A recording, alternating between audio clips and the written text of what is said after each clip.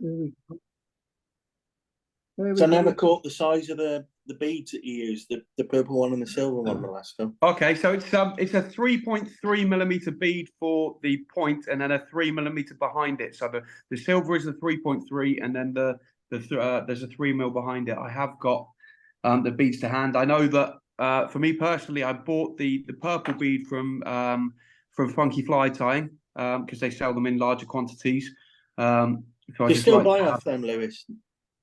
Yes, I do. Although it's obviously Tom Leslie now has the company, it's just certain things I know that obviously where Toby sold the company over, I know that they're obviously still trading with the same brands that they were using before when Toby had it. Therefore, I know what I'm buying because it gets quite complex. Have you guys struggled with the complexities of trying to buy like individual items, and you have to go to 3 or 4 shops, and then you've got 3 or 4 postage fees to add up, and it just starts to get complicated. So I do like to buy from places where I know what I'm getting, what I'm searching for, and that they've got the items in stock. Yeah.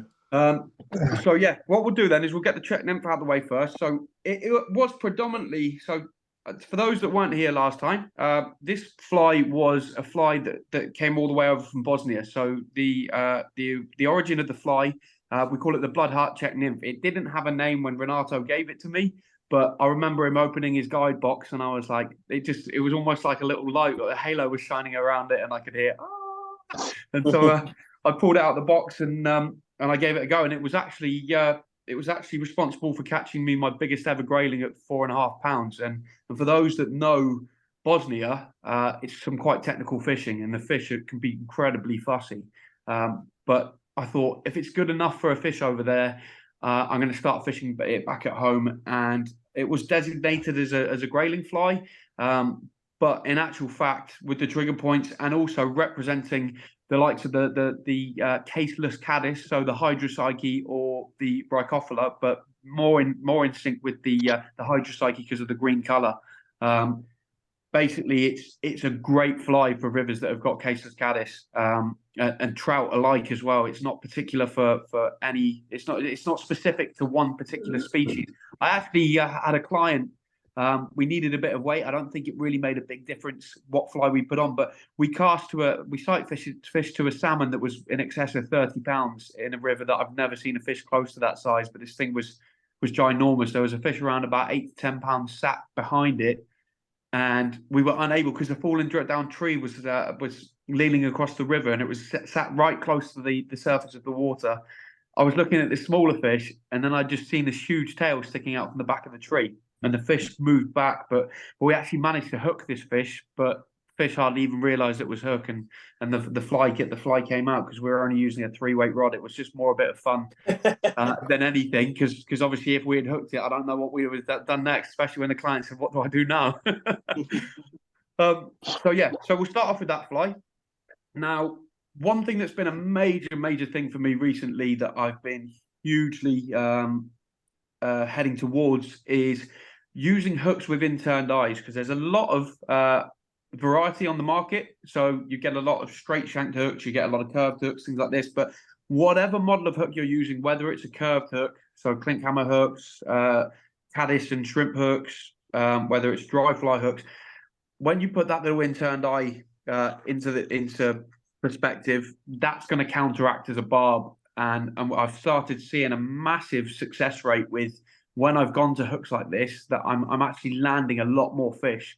And I said this before, people put all their emphasis when they're buying kit into having a beautiful fly rod and a beautiful reel, but they're not thinking about the tiny little thing on the end of the line that actually speaks volumes more so than any other component of the kit that we've got there. So you've got to really think about that. I constantly think, why are people spending all that money on that fly gear, yet they're not buying decent hooks, or their understanding of hooks isn't towards these particular models? So what I'm going to do is I'm actually going to show you the models, and I talked about this last week, but the particular models that I'm hugely fond of, I don't know if you'll be able to see this easy enough. So these are, and there's lots of different brands. If you don't use Hanek, then there's obviously different brands out there that are brilliant as well. But I use Hanek, have done for years, and it's having the confidence and the trust in what you're using, because 99% of what you're doing is having confidence in what you're doing. But this particular model, this is a reinforced dry fly hook, so it's a stronger version of it, a slightly thicker wire. But you can see again, look at that point, it's really inturned, and that definitely counteracts as a barb. So you do tend to find you lose far less fish. So before I get tying, and I have this incorporated within the Czech nymph that I'm going to be tying in a minute, or the Czech the Bloodheart Czech nymph. But a little story behind this very quickly was when I went off to the Worlds in Spain last year. Prior to this, I thought, right, I haven't got a lot of time, but trying to balance family and everything else and work to invest in time flies. So I managed to find one of the guys that's over in Spain that's actually on the competition circuit and represents Spain. And he sent me a bunch of flies, which I've got in a box. And I started going out fishing, and I was hooking fish. And I was convinced there was a micro barb on the fly, because I physically, with my fingers, I know I've got no nails, but I physically, with my fingers, could not detach the fly from the fish's mouth. So I started to pull the flies out of the box and investigate, and there wasn't a single barb on the fly. It's just with that narrower gape, especially with this particular model, and that inturned eye, the hook set and the hook hold is so good that it's acting like a barb. So certainly, if you want to lose less fish, you've got to be thinking about stuff like this. So I think it's hugely important to remember this. So just please make a note of this. The people that don't use particular models with interned eyes, this is a huge plays a huge part in dictating your success of landing a higher ratio of fish. So please bear that in mind. So go into the particular model that I'm going to be using. Sorry if that cuts off. There's someone trying to ring me. Right here. Today is Hanak do also make this model. It's the H333BL. But what I've got here, because they've kind of run out of stock in the UK, so I've actually gone to the Fulling Mill version. I'll see if I can get the box out in a second. But it's the Fulling Mill Grub and Czech nymph hook. Now, if I bring that in closer, you can see again. I don't know how clear the screen is. Can you guys see that clear enough, or is it? Yeah, going up?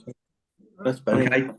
So again, it's got an interned eye, and it hasn't got a massively wide gape. So I'm going to just set that in place. Let's get that light a bit brighter. There we go. Okay.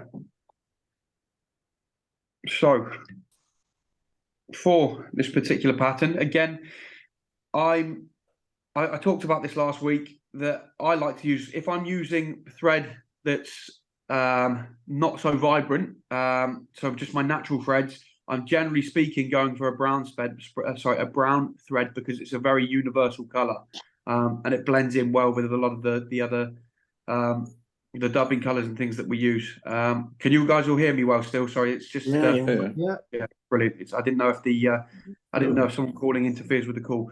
So you bring this down the body. Now, one of the things with having a double bead on a hook is making sure that your proportions are right. So it's important to come at least halfway down the gape of the hook. So pretty much to where I am now, just so that I'm getting enough of the body to represent the caddis itself, as opposed to the beads. So I whip that in, and then I'm just going to get some red wire, which is inside the bag.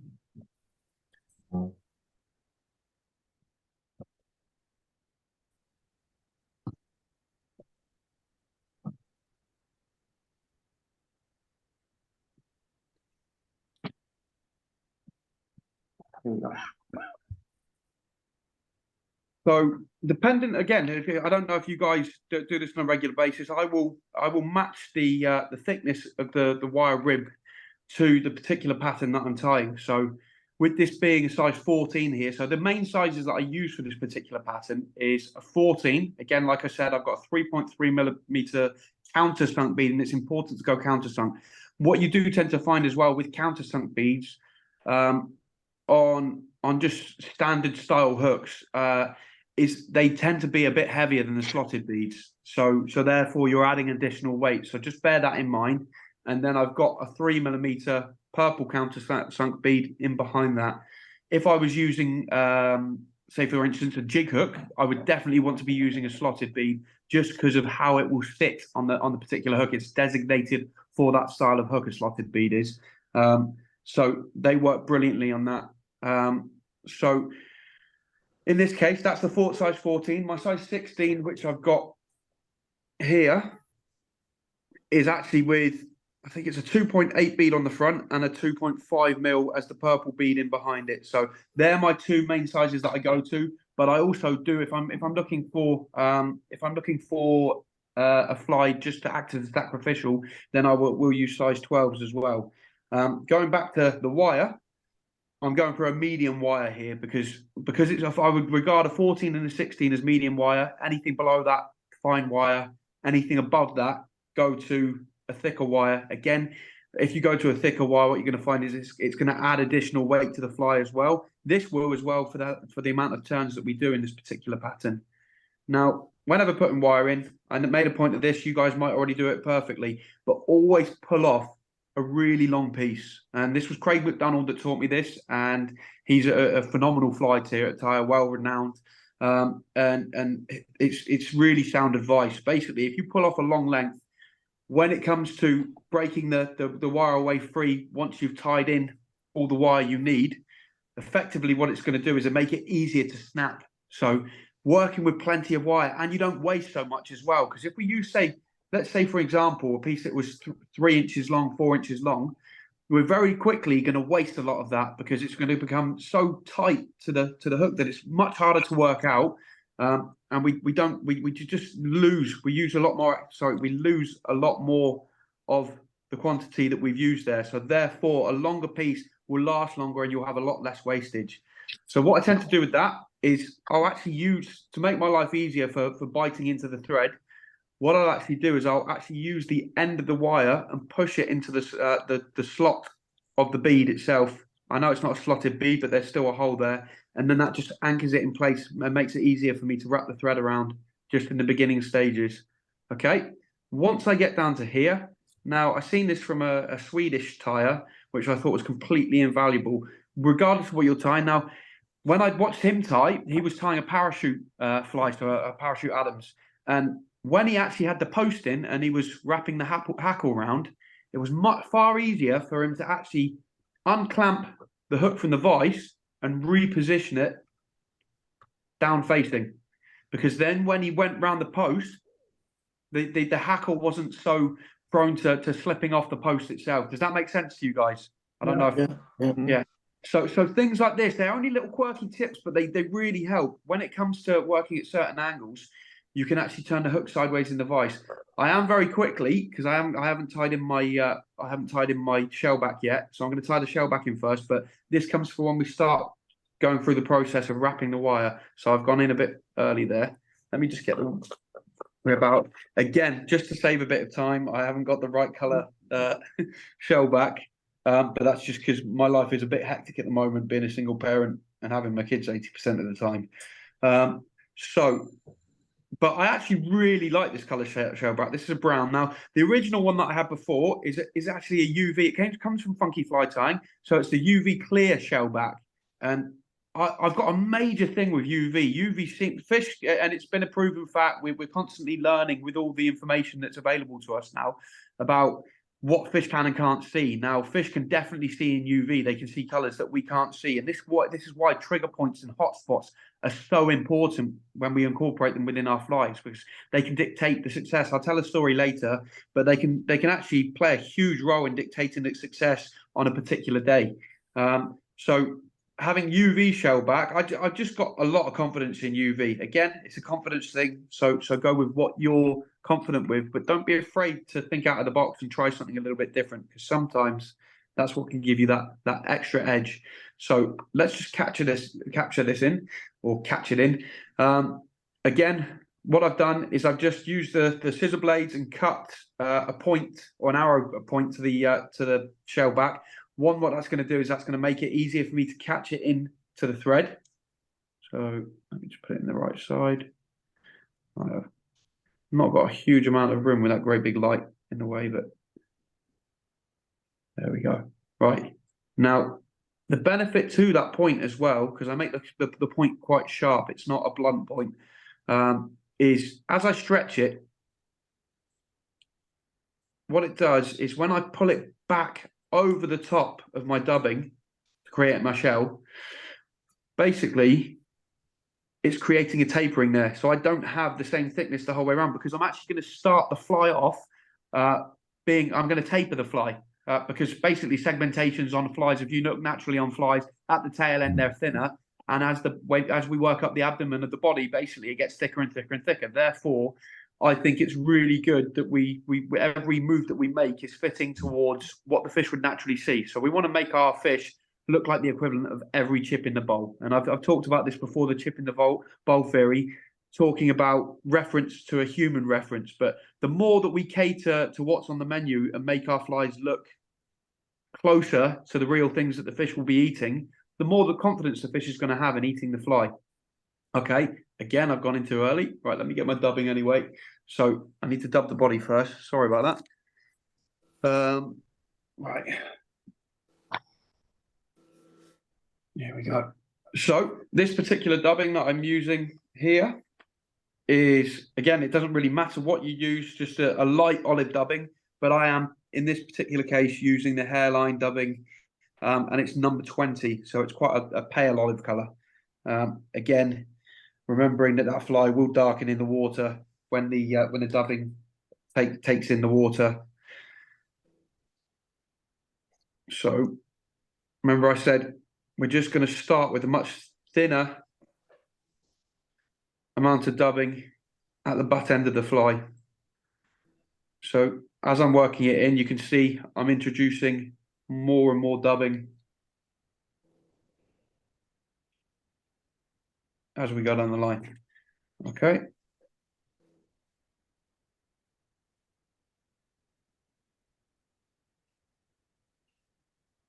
And you can add more as you go, but I just like to have it all set out like that. It makes it easier in terms of getting my proportions. So you can see there it starts off thinner and it gets thicker. Don't be afraid to leave a little bit of it scruffy, because that's going to be a suggestion of movement and legs. Now, of course, with the likes of a hydrocycle or a coffer, the legs are more towards the front of the insect. So therefore, we don't want it to be too bushy. Okay, I'm just going to start off biting down as close to, it's a bit difficult with that in a way, as close to the shell back as possible. There we go. And again, if you've got still a little bit of, if the thread is still, if the dubbing is still a little bit thin, just go for multiple turns around. I'm going to just twist that in a bit more, because it's important as we've reached the top segment of the fly. So as the curve starts to straighten out and come more horizontal, then I'm starting to get those proportions. It's coming in. The fly is then starting to become thicker naturally, like we'd see on the insect. Now, another little great tip is, as well, as we come right up to the beads, don't be afraid to kind of bulk out that dubbing, okay? Meaning, I'll show you as we come in. I'm going to go back a little bit there again. For those, I'm not sure if there is anyone watching that's fairly new to fly time, but one thing I will say is in order to get proportions right and to tie a fly that you're happy with, it's quite crucial to just take your time. If you take your time with something, you're going to get the best possible outcome. If you rush something, you're more likely to mess up. So therefore, just take your time. I will always, if I'm not happy with something, I'm happy to go backwards on a fly to make it right, in order to make sure every fly I tie is one that I have confidence in fishing. I know I wasn't so happy with my flies last week, but looking back at them in a better light, they're actually not that bad at all. I was just being a little hard on myself. But again, as you can see here, I'm introducing a bit more as we go, okay? Because what I want is that dubbing to be pressing up tight against the bead. And you'll see here, that way, when it comes to moving the beads, they don't move around. They're not moving at all. Like, that is not moving at all, okay? So therefore, you're trapping the bead in, the bead isn't rattling or moving around. And therefore, as well, as we whip finish and the whip finish slides in between the bulk there, it's basically safeguarding that fly from being picked apart by the trout's mouths. So just bear that in mind. I like things like that. It's little tips that just stop my flies from unraveling in the process of catching fish. Right, I've still got to put the shell back over. Oh, look at me rushing today. Right, so again with the shell back, what I'm going to do is make sure with my thumb and index finger that I pull it over. I'm actually using my index finger sat on the bead as a, sorry, the eye of the hook as a way in order to, shame I'm left-handed, as a way to press that in tight, but stop the shell back from slipping around the side of the hook, which can happen quite often. Now, pull it tight as well. It's really important that you pull it tight. And the reason why you want it under tension is when you come to trimming that with a pair of scissors, that you're not left with a load of excess that sits in the way and is sitting off of the fly, creating unnecessary bulk, basically. So there we go. I've wrapped that round enough. I said this last week, just to save any incidents of it slipping. What I'm actually going to do as well is just do a single whip finish in there. So catch that in there, come around once, make sure that's not stuck in between, pull that down. Now that can't go anywhere. So even if that thread does go slack when I drop the bobbin holder, I'm not risking that fly pulling apart, especially when once you've trimmed it, you don't want that happening. So again, pull on that tight. When you trim it, what will happen is it's going to make sure, see, look, that excess has completely been hidden away. So I now know that's secure by the whip finish. Now, right, I was rushing away with that earlier, but now I've got to the stage where I wanted to turn the fly side on or downwards. So what I'm going to do is I'm going to create a butt on this particular fly. This is going to add additional weight again, not a lot, but I like to think that it plays a part. So wrap down and then start working your way back up. Right, so now I've got to where I want to be.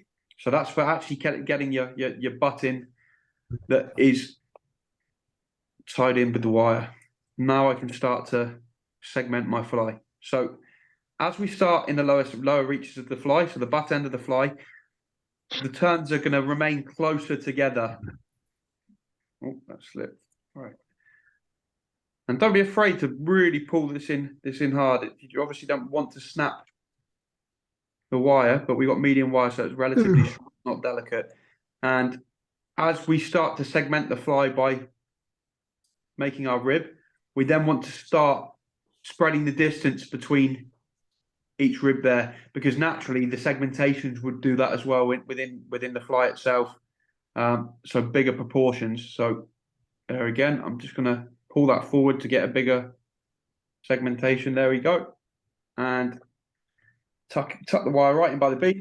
Just push that around a few times. A bit weird being left-handed with. I seem to do everything a bit cat-handed. So there we go, one more time. And then what I can do is, like I said, look here, we've got this really long strand of wire. It's very easy for me to just get my thumb and my thumb and index finger in close and just give a quick little few turns and it breaks free and I've got no excess exposed out on the fly. So we got to that part. Now, literally all we need for this fly is just the finishing touches. So I'll show the dubbing color that I'm using. I just need to find it on here. Oh, here we go. I'll just use the selection packs again. So this is number 8 of the Spectra dubbing. So this is the micro flash dubbings. I don't know if you can see that well enough. So it's the red, it's the number 8. So where this fly slightly differs from the original fly that I got off of Renato is I've just intensified some of the colors. So originally his, I guess if you wanted to do a more subtle version, you could have, he just used red dyed hairs here. In this case, I'm a massive fan of UV dubbings, especially the hen's UV dubbings. So that's what I'm using here. And it just gives it that extra bit of glitz and glam. And certainly for the grayling, they love that, but trout love it just as much as well. So there we go. Wrap that in there. And now I'm just going to do a 3-turn whip finish in order to finish that off. Now, something I recommend, we talked about this last time, is I'm a huge fan of either what we call Zappa Gap Super Glue, the brush-on one. I think that's absolutely brilliant, and I'll come to say what other use that particular brand has. But another thing that I've said that I'm really keen on, and it was taught to me by Dr. Carol, who's in the Czech Republic, was a world-renowned competitive angler. and it's this is I don't know how you pronounce it. You guys can help me out again. Saibai, is it? Okay, Cibai. Okay, the Cibai transparent universal lacquer. Okay, what it does is there is a needle built into the lid, and what it allows me to do is it allows me to run that needle right in the neck of the fly to varnish my flies off and just give them that nice hard finish, just to avoid, just to further protect the fly as an insurance policy of it not unraveling and pulling apart. But in this case, because I don't want to affect dyeing the dubbing. Doing something. Pardon? Jim? Oh, sorry. Your phone is doing something. Sounds like a call's coming in. So yeah, just rub that on there. I did have one that was slightly better than the Cibai one, because this, you can see it leaves a residue trail behind it, which isn't what I'm not so keen on. So I'll try and find the original one I was using. But I've just treated the thread. I can then pull it in tight. So like I said, if we bulk up close to the eye of the hook, what it does is as we pull, we actually make that thread slip away and disappear inside the body of the fly, therefore not exposing it. Again, safeguarding it because it keeps it away from the fish's mouth. And then every time I cut, I never cut with the scissors. All I do is open the blades up enough to run the thread between the blades, and I just push forward. And then you've got a nice clean cut that doesn't unravel itself when coming to finish off that fly. Because I've actually had it where I've cut and the fly's then unraveled, all the threads starting coming unraveled again. When I do it like that, I very rarely see that happen. I can't even account for a time where I can remember that happening. Okay, so there's that particular model. I'll put it on my finger. I don't know if you can see it any easier. I will try and send some photos, and I promise the next time I'm going to try and get a little more organized, because I wouldn't mind displaying on the screen some actual high resolution photos in order to use reference to certain things I'm talking about. So there is your blood heart check nymph. Like I said, if anything, the only thing I'd slightly do differently to this particular pattern is a little bit more of the red thorax, okay? Because I think I could have just compensated by having a slightly larger thorax on it. But that fly is a proven fish catcher and is accounted for so many fish, both trout and grayling alike. And another thing that is so effective about it, where people don't think about enough, is basically the weight of these particular patterns. I think one of the main things that speaks volumes about my most successful patterns is the weight that is involved with these patterns. They're not just got a singular bead on. Some are incorporated with a bit of lead underneath the body, or some are double beaded. But weight has more of an impact on your catch rate and catching fish when it comes to nymphing and being at the right depth. Not weight. It's all about the presentation. Presentation is far more important than fly choice. So that speaks volumes. And one thing that is a common denominator within my flies is they're all very heavy. And generally speaking, I said this last week, the Czech ethos, and Lewis Rosa, who's a two-time world champion, what he's always said, try and get as big a bead on a smaller hook as possible. So the ratios, I'll say, again, you can write these down if you want, but say I do use size 12 flies every now and again. If I was using a size 12 hook, I would be using 4mm beads or larger. If I was using size 14 hook, I would be using a 4mm bead or a 3.5. I wouldn't go any smaller than that normally. I know people do use 3mm on a 14, but I don't. Okay. Then I would go down to a 16, which then I would use a 3.5mm bead and a 3mm bead. And then going down to 18, it would be your 2.5s, a 3 and a 2.5. And as you get smaller, it also is determined by the model of hook that you're using, because certain hooks won't be able to hold a bead as big as the ones I've stated, because the eye of the hook will be small and the fly will actually pop off of the end. So just please be aware of that, because it's not always a given, but with the particular hook models I use, this ratio seems to work. But Lou Boss had always said, try and get as big a hook on a smaller bead as possible. And the other thing is try to match thread colors with the beads that you're using. So if you use a copper bead, use copper threads, copper wire ribs, not threads, sorry, because when we're using vibrant threads, obviously the intention is to make a fly stand out more. So we're not looking at matching the fly colors. But I don't know in theory how true that is, but I think if you're a 2-time world champion, that's good enough for me to base my theories on. So yeah, that's that particular model. Is everyone happy with everything so far? Has anyone got any questions now we finished the first fly? Colin is asking, do you pull any of the dubbing out on the bottom? What's that? Do I scrub the fly up to make it more buggy? Yeah. With this particular model, I don't. But it would be a good shot. The thing you've got to bear in mind, and I was watching a video on this, I know this myself, but it really kind of explained it in detail, is there's a guy on YouTube who's also a competition angler called Devin Olsen. So he's a very well-renowned angler. They bought out Nymphing Techniques DVDs, him and Lance Egan. Yeah, he's an American competition angler, and he likes to look at like all the real kind of detailed aspects of fly fishing. And what is very apparent is the more scruffy you make a fly, the less aquadynamic it is. So the slower it sinks. So therefore, you've got to bear things like this in mind, because my most successful shrimp pattern that was accounted for a lot of big grayling within the UK, it was a shrimp pattern. So therefore, I should have scruffed it up and given it a suggestion of legs, but I didn't. So it looked more like a Czech nymph style pattern. Or like, I guess to the fish could have looked like a maggot, because obviously there are rivers within the UK where people are allowed to trot. And I think just because it sank quickly as well, because I didn't scruff up the fibres to make it more scruffy, it fell into place right. It just looked good enough, appealing enough to the fish. So certain patterns I do want to scruff it up, but that's where I can accommodate for enough weight. In this particular fly, I've not needed to do so.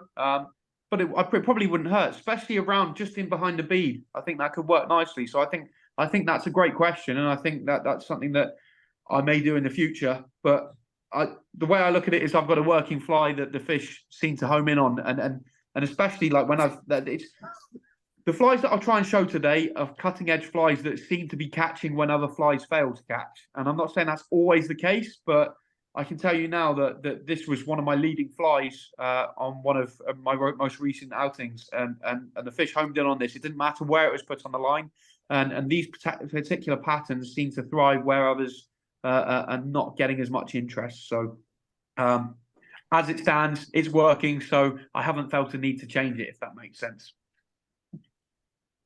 So Lewis, any more questions? Lewis, what depth of water are you fishing these flies in with 2 beads on like that, and what sort of bottom? Is it a gravel bottom? Depending on where you locate it on the line. So if you put it on as your middle dropper, it's never going to be in danger of snagging on the bottom, because your point fly, the second you feel your point fly bouncing, you're going to elevate your rod more, or you're going to reduce the amount of weight that's on the particular rig that you've set up. So I do most of the time fish it as a dropper fly. So that is a great question. So it works better on the droppers, but obviously in the winter, for grayling, I'm not sure what you guys do in Canada or over in the States, but we fish 3 flies quite regularly in the winter. I don't know if you guys, the UK people here, fish 3 flies, but when I'm fishing for grayling, I do tend to fish 3. So therefore, it either goes on the top dropper or the middle dropper, and it works perfectly. Again, we talked about this last week. Anything with a curved hook like this, so this, or like your dry fly style hooks, like your long shank drive style type hooks, or say if we went for like a pupa style hook, stuff like this. These are designed to be great dropper flies. I wouldn't have them on the point, because naturally they are going to sit with the hook facing down, because that's where the weight's distributed on these particular hooks, because of the way that the counter slot bead sits right in the middle of the hook, if that makes sense. It's not riding higher above, meaning that it basically, the fly turns upside down and fishes like a jig style would. So what I'm saying is curved hooks I tend to fish on my droppers, because they are more likely to snag on the bottom, and you're going to go through multiple flies losing in the bottom of the riverbed if you fish those flies on the point. And then I will turn to my jig hooks as my point fly. And I've definitely seen an increase, because I used to fish double jig hook or triple jig hook, but the way that they face in the water doesn't give me the best hookup ratio in comparison with having dropper flies on curved hooks or on straight shank hooks, if that makes sense. So I tend to use dedicated jig hooks for the point flies, and then curved hooks for droppers. Does that make sense? Yeah. Have you tried Arex hooks? Yeah, I've used a few, and I know they're very good hooks as well. I think it's important. So some people that are looking for changes in hooks, I strongly rate Hanek. I think they do brilliant hooks, and I've just managed to get my hands on a few models that I didn't have, and I'm really impressed by them. But I also think that a huge thing with fly fishing, if there is no need to change, don't change. So I'm not going to say drop what you're doing because these are better. Because in fact, like we talked about earlier, having the confidence in what you're using is important, and it's so easy. The thing you've got to remember is these fly fishing companies, retail companies, are having to reinvent the wheel all the time. So they're constantly trying to make you part from your already existing, perfectly working tackle to invest in something new. So therefore, it's very easy to fall into that trap, especially with me working in a fly shop. I used to see it all the time, but I used to tell people, don't fall into that trap, because there are 20 ways to skin a cat, but you're better to work with the traditions and the ways that you know, because that's what's giving you the confidence. Obviously, sometimes stepping out of your comfort zone can be helpful in bettering your already working systems, but at the same time, it can also create a bad experience. So if you have hooks that you trust in and you're happy with them, just look at that manufacturer's model of hook and look for those more incurved points, if that makes sense. Because I really, and I mean this is why you will not find, if you ordered from a Spanish competition angler or a French competition angler, you would not see hook models that don't have an interned eye. Like 9 times out of 10, they're going to be using all these flies with that counteracting interned eye that's going to counteract as a barb.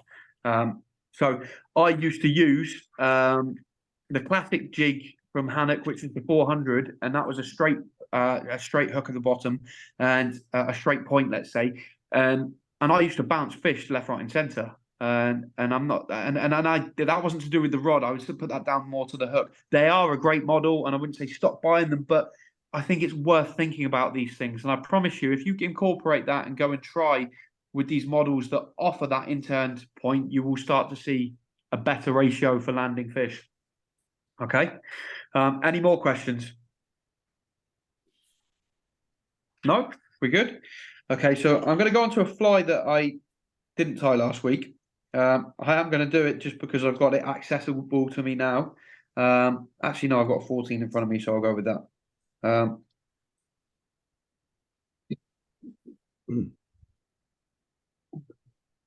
not there.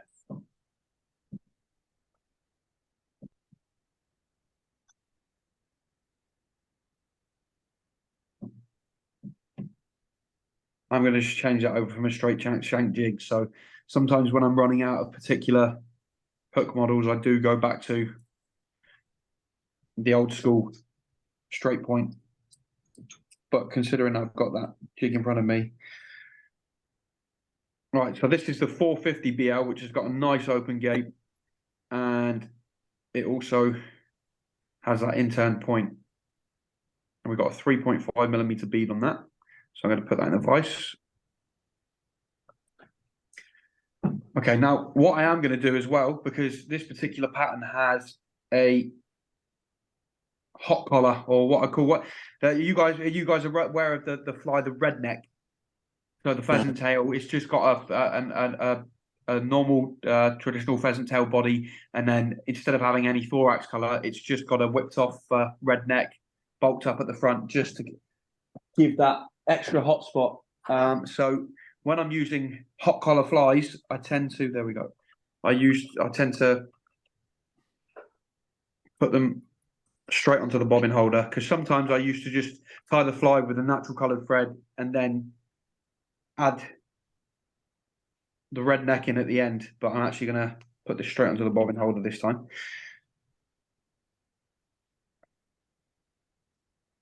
Now this particular pattern, we're going to use a pheasant tail just because it works nicely with larger pheasant tail flies. So like the likes of a 14, I would be using either bronze mallard, or because bronze mallard is actually becoming my firm favourite tail fibre to use over Coq de Leon. But it's especially, pardon? It's a lot cheaper. Yeah, but it's just the barring on it. It just looks so much. When I look at it, it looks so much more buggy. And it was Terry Bromwell that put me onto that, and I rate him as a great angler. He's one of the best in the country, and he swears by it. And I've been putting it in flies recently. Let's see if the focus comes in right. But you tell me what you can see. Is this focusing in well enough? Yeah. This particular pattern here, this has got that barred pheasant tail. It just gives that extra bugginess. And when I look at them side by side, that it just looks more natural to the representation of a nymph's tail in comparison to Coq de Leon. And yes, it's a cheaper alternative. So therefore, and it's more accessible. Like, because I'm finding with high grade Coq de Leon from Spain, it runs out of stock very quickly. But I'm fast becoming attached to the bronze mallard, and especially with the bigger flies. So what I tend to find is with the feathers of a bronze mallard, you can see one here, I use the lower feathers for my bigger size flies because they're more prominent than Coq de Leon. You don't have to use so much of it. It's thicker stems to it or fibers to it. And then I use the thinner fibers as we go up the plume or the feather. We get the thinner fibers, and I'm using them, especially the brown coloured ones. I'm using those ones for my smaller size flies like 16s and 18s. But it definitely is my go-to tail fiber now. But for a pheasant tail, I'm still a great believer in having an actual pheasant tail as the tail fibers. What were the orange flags in the bottom of the box, Lewis? Let me look back in there. The orange flies? Yeah, at the bottom of the box. Yeah. What's that? Do you mean these down Yes. here? Yeah. Oh, that's Rainbow Bobeshes. So that's another Czech nymph pattern. I will. I never got round to it last week, so I do apologise. But I will. No, I will put up fly time recipes for flies within the group page, and I promise I'll do that. If someone reminds me right at the end of it, I'll go and do that as soon as we finish off this evening. So just let me know, and because I've already done the step-by-step videos, I just haven't got round to downloading them yet or uploading them to the page. Sorry about this. God. Definitely, the struggle of not having nails makes a big difference when it comes to fly time. Get yourself some of them little dental sticks. Well, the one thing I have got here, which I'm not making any sense of doing, is I've got a stone foe because I'm using the stone foe vise. Let's see if that's pulled through. I've got a stone foe needle hook here that will actually pull the thread through, but I don't know. They can knacker the ceramic though, can't they? Yeah. These teeth things are made of plastic. It's coming. All right, we got it. Nearly there. There we go. Brilliant. Sorry, that was painful. Right. So what we're going to do is, again, just catch our thread in. Now, with long shank hooks or straight shank hooks, sorry, not long shank, straight shank hooks, one thing that is quite important, well, not even quite important, but is I tend to find I don't come the full way down the hook. And this is something I've learned through like the Czech tying I've seen. So I'm not coming right down to the end of the shank because I like to leave less dressing around the actual hook gate just for hooking. And another thing, when you're using slotted beads, try and find slotted beads that have got the entry point, the hole at the front is big enough. They actually call it a circular plus, or they've got like a rectangular point, because you want that bead sitting as far forward over the eye as possible in order for the fly to flip successfully. So the more higher riding it is over the eye of the hook, one, it's disguising the eye. Not that I think it matters, because with that great big barb there, if the fish can't see that, they're not seeing a little eye. But I just like the positioning of how it sits on the hook, and also it helps with the proportions of the body. So we've got that. I'm going to use my pheasant tail now, but I'm only going to use for this particular pattern because it's quite a dark pheasant tail. Well, it's quite a dark bodied fly. I'm only going to use the pheasant tail for my tail fibers. Now, for a fly around a 14 or a 12, it's important to not overly bulk out on materials, meaning even the tail fibers, don't overbulk it, because that will slow down the sink rate of the fly. So therefore, for a size 14 or a size 12, I'm going to use probably 4 to 5 fibers. There's no real need for any more than that. As I go lower down in hook size, I would be looking to use 3 to 4 or 2 to 3, depending on the size of the fly. So this is plenty. I think I've got 4 here. And just be aware of this. Now, something I learned, a very a great fly tie considering his handicap is a friend of mine called Stuart Tanner, and he started to make me think about every fly that I tie. Try and think about your proportions. Think about trying to match every fly to be identical, not from looking aesthetically pleasing, but from a point of view to making sure that each fly has the same sink rate. And I know you don't have to go as anal as that, but when I've got that, I'm literally, if I lose a fly, say I've got a successful fly on a particular day and I lose it and I have to replace it, if I replace it with an identical fly, I know that I'm getting the exact same result. So for me, that's the way I like to look at things. That's the ethos and approach that I like to take. So again, got my tail fibers in there. I like to just give them a little, just scruff up just to make them all pull apart as well. So there we go. We're going to have a bit of gold wire. So this particular pattern's got gold wire. Cut off my excess. Now, just a quick question. Do you guys keep your excess pheasant tail? No. No? Okay. This is something I didn't mention last week, and it's the same what I do with my bronze mallard and things like this. These work as great little caps to run over the top. When you want to put a cap over the, so basically run the fibers over the top of the dubbing to disguise them, but also create like a shuck to your fly. These work brilliant for that. So I keep Tupperware boxes. I said this last week. I like to keep Tupperware boxes, and I'll write on the lid with a Sharpie what's in them. And what I like to do is start to collect either excess materials that can then be used further down the line for particular patterns that incorporate a shuck over the back of the fly, or a wing case, whatever way you want to look at it. And this means that you're not wasting so much, but it also means that you've got, without having to waste perfect materials that you would use for tail fibers or for tying the body of a pheasant tail, we've got basically limitless amounts of fibers that we can use later on down the line for creating these wing cases and shucks. So just bear that in mind, because it's a useful little tip that I find rather than having to throw so much away. So here's my gold wire, again, medium, because I'm using a size 14. When you're in Canada, throwing one of those away, it doesn't matter. They're all around my house. Brilliant. So yeah, catch that in again. And this is, now you could do this with any brown dubbing, but what I'd recommend is hairline. I'll try and see if I can find it. It's not something I've got out in front of me. So, but this particular pattern has been a huge player in my success with trout patterns. It's actually a fly who's from a chap that's also been a world champion. He's an Italian guy called Edoardo Donna.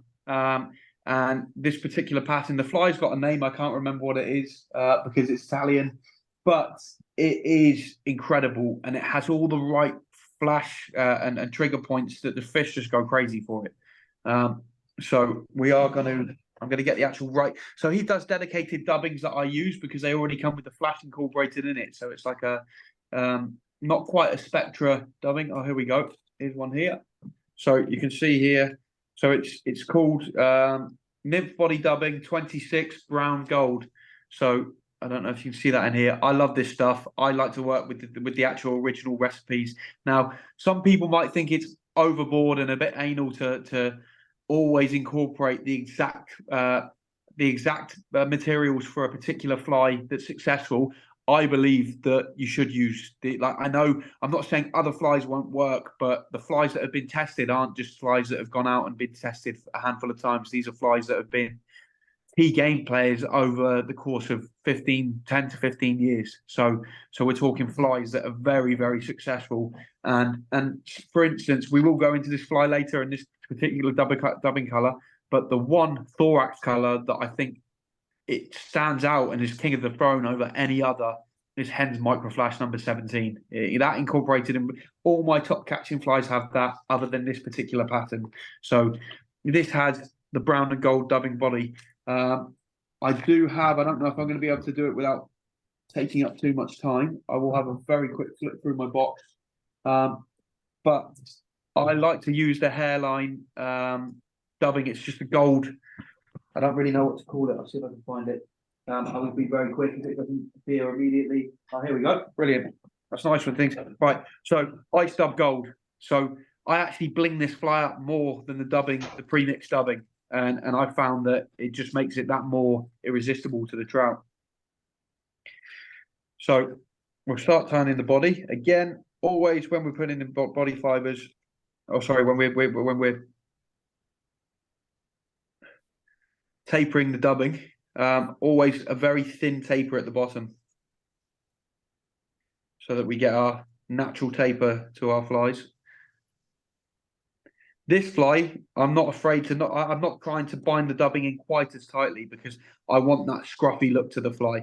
But where I do this, you could pre-mix dubbings, which I do sometimes, but with this particular pattern, I like to pull out a few strands of the ice, ice dub, and just twist it in around. And as you'll see there, you start to get basically all these little gold flecks sitting out from the fly, not as a suggestion as legs, but it just catches the light really, really, really well. Really well, and you tend to find that fish hit the fly aggressively as opposed to gently. So again, we're just going to push that in towards the shank of the hook. Just start to tie that in. Okay.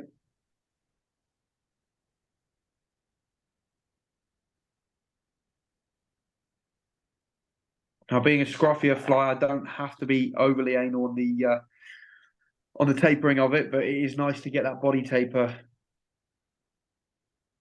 starting to gradually become thicker as we go up the fly. Again, a little bit more bling.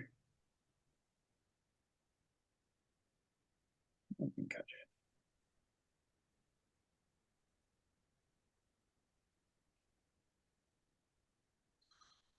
Right, so okay, brilliant. So I've left a little gap between the bead and the dubbing there because what I want to do is I want to put my thorax in there. Now with my, and this is a thing we talked about, I always religiously, when I'm tying my ribbon, I go the opposite way to which I've wound the bobbin and the thread up the hook, and it just clamps down on those materials better, so that the fish's teeth can't pick it apart quite so quickly. So there we go. I'm just going to catch that in. Now, it's sometimes important. This has done it for me naturally, but it's sometimes important just to hold those tail fibers so that the tail doesn't push around the side of the hook and sit less naturally. So what I'm going to do there, you can see there, what's actually happened is it's actually spread them apart to act more like as a more natural suggestion with the tail fibers that you'll see on the nymphs that sit splayed out. So that's actually done a favor for me there. But sometimes it's very easy as you wind with that rib for those tail fibers to catch and pull around the side. So just be aware of that. So there's that. I'm just going to find my my white dubbing, which is the thorax color, which is quite an unusual color to use in comparison to a lot of flies out there. So there could be a lot of what's the right word, leverage in the fact that this fly works so well, because we very rarely incorporate a white dubbing to our flies unless looking at caddis pupas and things like that. But that's more creamy, but this is a bright white color, and I don't know if that is just showing the fish something different. And then there's a theory that a lot of people have talked about in the past, where if a fish hasn't been caught on something, or a fish hasn't been stabbed in the face with a fly before, then it has no reason to question it. And like we with our hands, when we're curious, we pick things up and feel with them. A fish feels with its mouth, so therefore it's going to grab the fly in its mouth, and you're going to hook the fish. So it's important to just regard that as well, that it could be that it's just something a little bit different as to why the fish like it so much. Where is that white dubbing?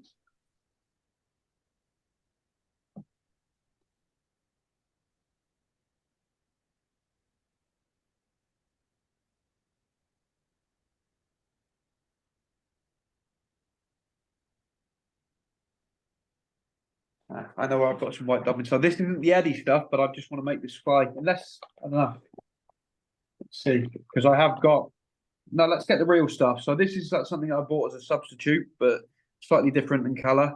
So it's the Hendrie Spectra dubbing, and it's 97. If you don't want to go and buy the Eddie stuff, because the Eddie stuff has to come from Italy, and you've got to pay the import fees plus the postage, which on most items is €15. So this is a good substitute for that. It's the Hendrie Spectra 97. I am going to go and get the original dubbing because I like to keep my flies, and I've said this. Just give me 2 seconds and I'll run out. I've got a big fly time desk out the back, and it'll take me 2 seconds to grab this.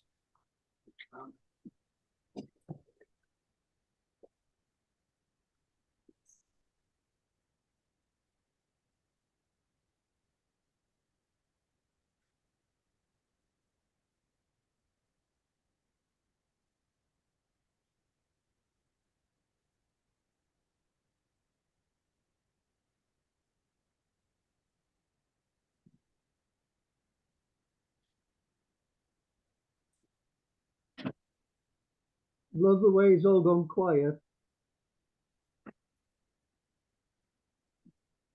Thank you very much for your patience, gentlemen. So here we go. This is the dubbing colour, the thorax. Again, I just like to use the original recipe because it's Eddie's fly, and he's selling the materials to make this particular pattern. But I understand that some people won't want to go to all the hassle of ordering all the way from Italy. So again, I'm going to just bind that thread in. Sorry, bind the dubbing nicely onto the thread. But again, I talked about this last time, is when you come to do your outer laying of that dubbing, use the dubbing that you've bound to the thread as your foundations to lay your bricks. And then what we do is we're just going to basically just, if you see there, press that loose dubbing into that. What that's going to do is that's going to create a naturally scruffy outer layer, meaning that as I tie this fly in, you'll see there we get that real buggy effect. So that's what I look to do. And then what I'm going to do is any excess fibers that want to pull out, just give them a bit of a pull because some of them are quite loose. And then just keep on winding my thread until I get a defined, really unique looking collar. There we go. Now this is where that lacquer is really going to come into play, but this lacquer I don't think is as good as the original one I had. I find the original pot for the one I had, but I don't think the last one I had was Sibia. Sibia. So you can see once I've got a dominant neck or collar to the fly, now I can look to whip finish it off. You got a name for it, Lewis? Yeah, I'll try and find out that I call it the Eddie fly, but this is one of the best nymphs I have ever used for trout, and I would love for the guys in Canada and in the States to try it if there is anyone watching from the States, because I think it could be a real game player for over the waters over there as well. Now, where I don't have to hold out and treat the thread here, this is where. Sorry, let's explain this in better English. So now I don't need to worry because I've got quite a thick collar. I don't need to worry about pre-treating the thread with varnish, because basically what I can do is I've got a prominent enough head there that once I give that a snip, or not a snip, wrong word.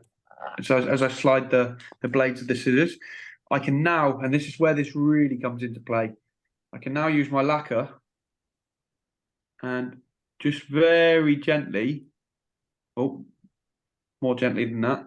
So let's just put that down a second. I can very gently run that right in along the bead, tight to the neck of the bead.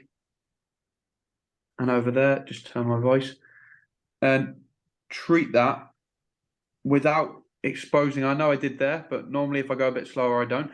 Without exposing the varnish to the actual dubbing itself, because I have seen a lot of times it hardens that dubbing, and it also changes the color of the dubbing. So if I run it like that, I've got a real secure looking fly. Now I want this fly to be scruffy, so this is why it looks scruffy. Now sometimes I might even get my dubbing brush and just scrub that up even more, especially with the body. So I'm going to just pull back the thorax materials and just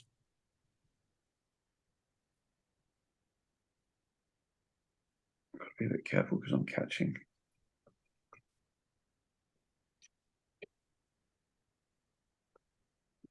but the more buggy this fly looks, the better. But you've got to be thinking about that fly isn't going to sink as quick. So I might incorporate a slightly heavier bead, like a 4mm bead for this particular pattern if I wanted it on the point, or I might refer to this as a dropper fly because it's not going to sink as quick and go for a more sacrificial fly for the point. Okay, so right. So if I unhook that there, so there's another fly. So I call this the Eddie Donner fly. The other thing that this does, this particular lacquer, I don't think is as good because I can definitely see the residue coming off of it as it's becoming airborne. I'm going to try and find the original one that I used because it wasn't the severe one I had last time. Why is my phone ringing so much? Do you mind very quickly if I find it's not an emergency? Is that possible, gents? I don't know if that would knock me off the call.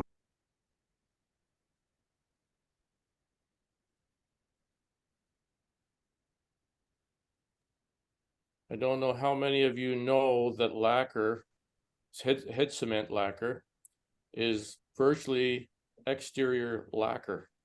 So you can buy it in a gallon jug. Like the supply everybody in your club for peanuts. Is it like yacht varnish? Yep.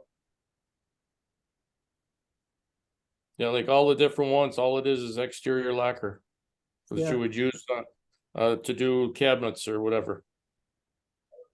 Yeah, Derek, do you remember Scott Byron being a big fan of the Sheffield lacquer? Yeah. We need to buy a gallon of that. Just distribute it and give everybody a pot at the club. Yeah, we can do that. I haven't found it oddly enough, I haven't found it in the UK yet. I still have, there's that place in America I found it, but I haven't found it in the UK. I believe Scott mixes it 50-50, 75-25, and then 90% just for the different buildups of his salmon flies. Yeah. Can you guys see me okay again? Hang on, I'm looking for you. Hold It on. says I'm in. Your microphone is unmuted. Your video is started. So can you see me? Yeah. Yeah. Okay, brilliant. So you're going to have to tell me because I can't see my screen anymore because unfortunately it knocked me off of the meeting. So That's perfect. can you see the voice? Yeah. Perfect. Brilliant. Okay. So that pattern is a real game changer for me. Since I've been using that in my box, it started to pick up more fish. And we talked about this earlier in the week, or sorry, last week. A lot of people will go, oh yeah, it's just a fly, it's just a fly. But trigger points and hotspots aren't something new. There's been books written on this 20 years ago, and they are so important. Like we said, fish can see UV, so we incorporate a lot of UV in our flies nowadays. But basically, trigger points and hotspots can be the difference between catching and not catching. And I'm actually going to use reference to a story that the guys heard last week fishing on my local river, the Yo. Now, I had gone down to the river Yo. It's in the middle of summer. The river was very low and clear. And I'd gone down to the bottom reaches, ventured down to a different piece. And I walked up and crept into the water in this pool. And I saw 17 fish in this particular pool. And there had been a few escapee rainbows in this pool, but it was mainly brown trout. And I thought, right, it's crystal clear. Let's go to something natural. So I used a very dull-looking Czech nymph. So it was a hydrocycle representation, or imitation, sorry, let's say. And I targeted a fish, casted it, caught it. I then placed that same fly, fishing just a single fly, because I remember I knew it was going to be technical fishing. So I fished just single fly, single nymph. And the fish just started to refuse it. And I was really baffled by it. And I thought, do you know what? I'm going to try this other fly. Now, I talked about this fly last week. It's called the Sandro's Black and Purple, or Sandro Special Nymph. And it incorporates that microflash number 17, which I say is my favorite go-to dubbing color. And it is the favorite dubbing color of a lot of world-class competition anglers and a lot of just pleasure fishermen as well. But I put on the black and purple with a silver bead. And so it looked a little bit like this, just without the orange collar. Okay. So can you see that well enough there? Yeah. But in a bigger size, in a size 14. And I cast in the pool and a fish bolted and I was like, "Oh crap! I've spooked the fish." But it bolted and it charged the fly and ate it. Nearly pulled the line out of my hands. Like it hit the fly with that much confidence and aggression.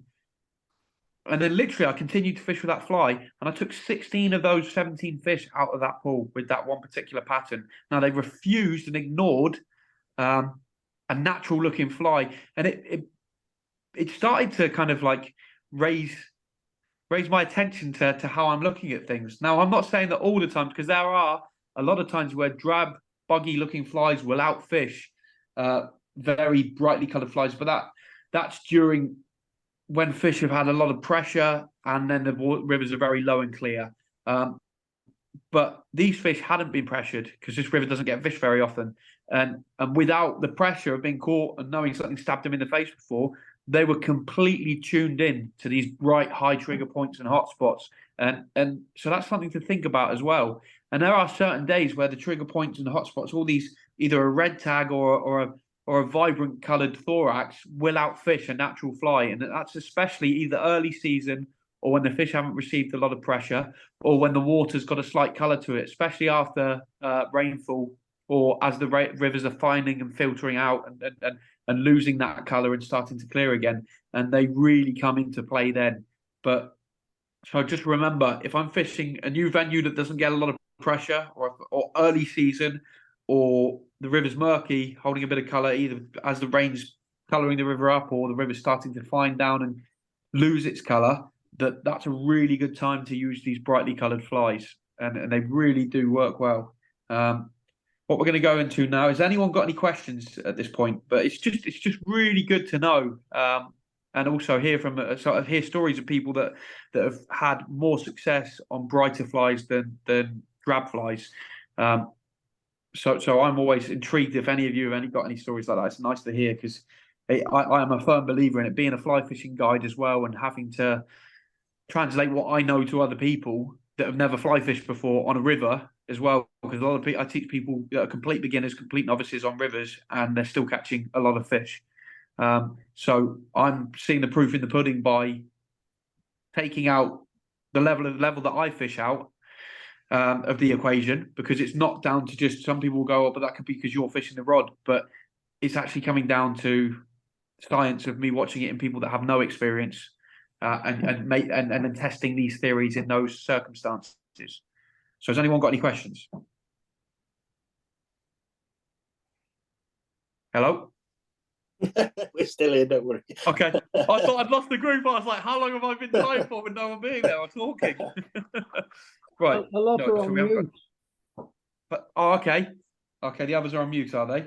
Yeah. Well, before I go on to the next pattern, does everyone want to unmute themselves to say anything? If you do want to say anything, then please do so, because before I go into the next pattern. You unmute yourself, ask the question, then remute yourself. Yeah. If not, just everyone stay silent, and I'll take that as a... Yeah, you carry on, Lewis. Okay. So I am going to... Let's go for a pheasant tail. All right, because then what we're going to do... So firstly, I'm going to tie the black and purple like I did last week with the hot collar. So this is, I don't know why it's been nicknamed the Frenchie, but I think that's an American nickname that it's got, the Frenchie. But this fly is a fly that, again, I would have it in my box now. I would definitely tie some without the hot collar and some with the hot collar, because there are times where one will outfish the other. So if I can find the materials I need quick enough, I'm actually going to stem away from Coq de Leon, because when I'm using flies with a black body, and I talked about this last time, that is the strongest silhouette colour that gives off the most prominent profile. It's going to stand out stronger than any other colour, meaning if I'm going to use a black body to a fly, it's also nice to incorporate a black tail, because it's going to make that silhouette stand out even stronger. So previously, the flies that I've just showed and the one that I've got here that I tied previously have all got Coq de Leon tails. But I don't know why I'm doing that, because I would prefer using microfibers, micro tail fibers, black dyed micro tail fibers, in order to complete that fly, to give it to make it stand out more, basically. So I will, if I can find them very quickly, then I will use them. If not, I won't.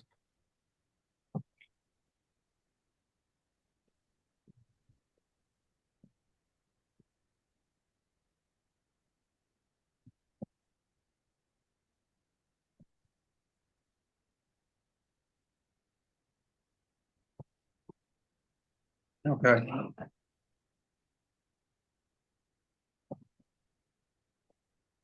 So I have got some here.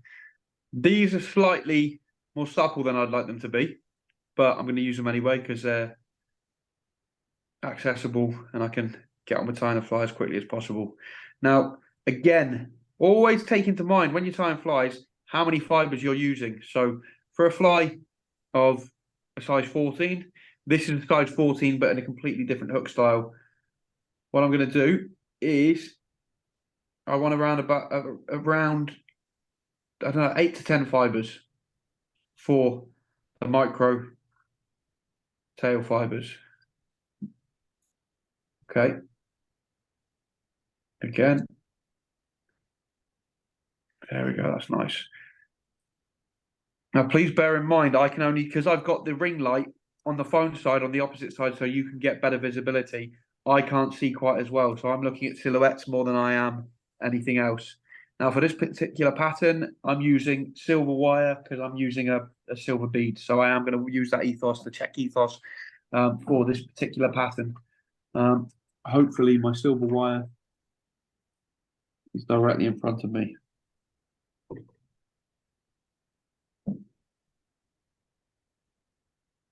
Oh, that's always, yeah, there it is. Okay. Lewis, what size is the bead?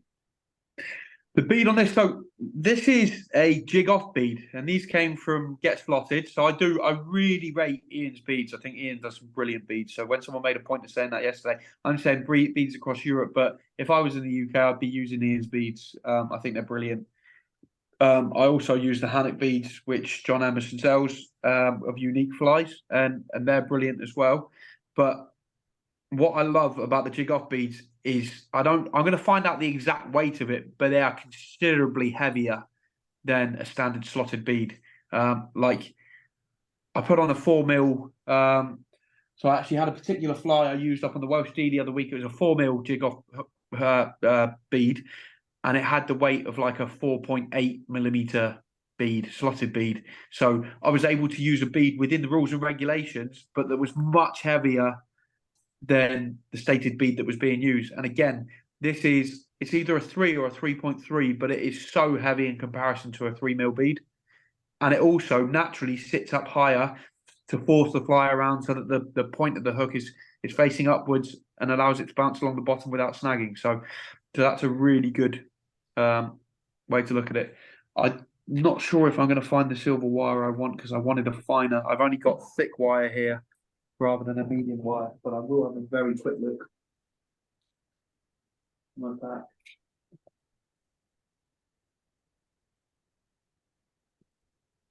Doesn't look like I'm going to get away with it. Okay, we're just because it's quick and accessible, we're going to go with the wire I've got in front of me. That's a shame, but I don't want to be killing time. So please, basically, just remember that I'm not using. It's not there, is it? No, I'm not using the wire that I would like to use.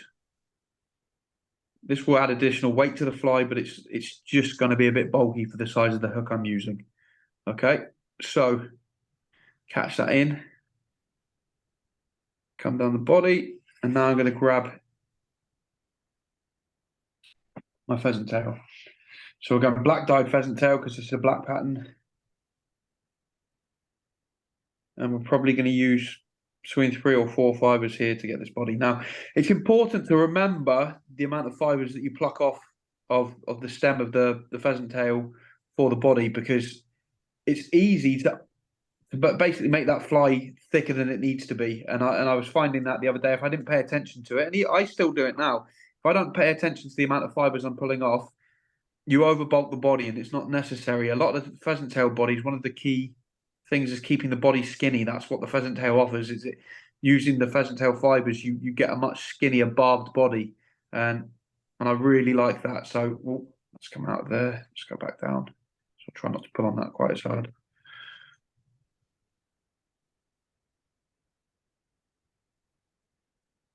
Sometimes those tips are brittle, aren't they?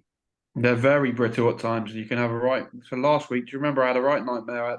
I think it took about 3 or 4 attempts to actually get it to catch in. Right.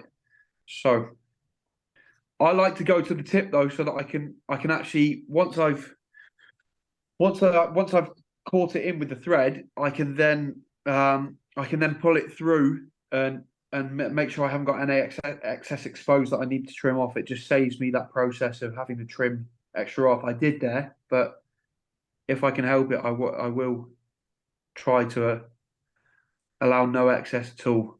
Now, when you've caught him with your hackle pliers, and I said this last week, I watch a lot of people let their pheasant tail twist. Now, in doing so, it changes the profile of the fly, so it doesn't get that nice barb look to it. Now, if you see here, I don't know how detailed the screen is, but if I make sure that doesn't twist, I get a really nice tapering, but it's also very fluffy. Oh, that came undone. But it's also very fluffy. So I know that's broken off. I'm going to see if I can get away with just plucking that out. Right. So now that's twisted. There we go. Right. So if you keep rotating without twisting the fibers, you do get a much more, almost like a representation of the gills, like that real, like barbed, fluffy look to it. I know I've lost it at the end, but I've got to be careful with my eyes, and I'm not so worried right at the very tip end of the fly. So let's just catch that in. I'm not going to worry about whipping it now. Again, whenever I'm cutting anything off, I'm not cutting it. I'm just running the blades, the scissors down and slicing it. And then I get a cleaner cut. So now we're going to wind our wire down. Now, in this case, again, to embed the pheasant tail down tighter without the fish pulling it apart so frequently, if I go the opposite way with my wire rib, then there we go. Then I just clamp it down better, so it's less likely to be picked apart by the trout's teeth again. So catch that in. It's just thicker wire than I want, so I'm gonna have to work it that bit harder to get it out. Not really ideal, but it is what it is. So there we go. Now I'm gonna make sure that bead's sat in the right position and apply that microflash number 17. Okay, so sorry, say that again. Tidy stuff, that. It's brilliant stuff, and it's very hard to get hold of. Everywhere I look in the UK at the moment, because I went and had a look for you guys the other day, it's sold out everywhere. So I have been on to Franta. I'm waiting for him to respond to me, but the second I get hold of some, I'll let everyone know. Either that or I'll keep it all to myself. No, I'm joking. I love to help people, so I'll definitely help people out get hold of it. Thing is, Lewis, it's a massively different colour to what the original was now. Yeah, but I'll try and get hold of some of the original. It's still there in the pipeline if you look hard enough. So if I were to do the slightly more dull version of this fly, I wouldn't put this redneck in or the collar, but this is to make it stand out. So this is great early season. If I wanted this fly to work when the fish have been pressured, then I might take that hot collar out. But both versions of fly work incredibly well. Now, let's go a few more times around. So this is, although the wire is a bit thicker than I'd like it to be, the proportions of that fly is looking really nice and neat. Well, not it's not so much about neat. It's just the proportions are looking what I want them to look like. They're not more natural. The segmentations and the shape of the fly is looking the way I want it to represent the natural insects. Okay, again, we could scruff that up. I'm not going to. I'm going to allow the trout to do that themselves because the trout will pluck the thorax apart.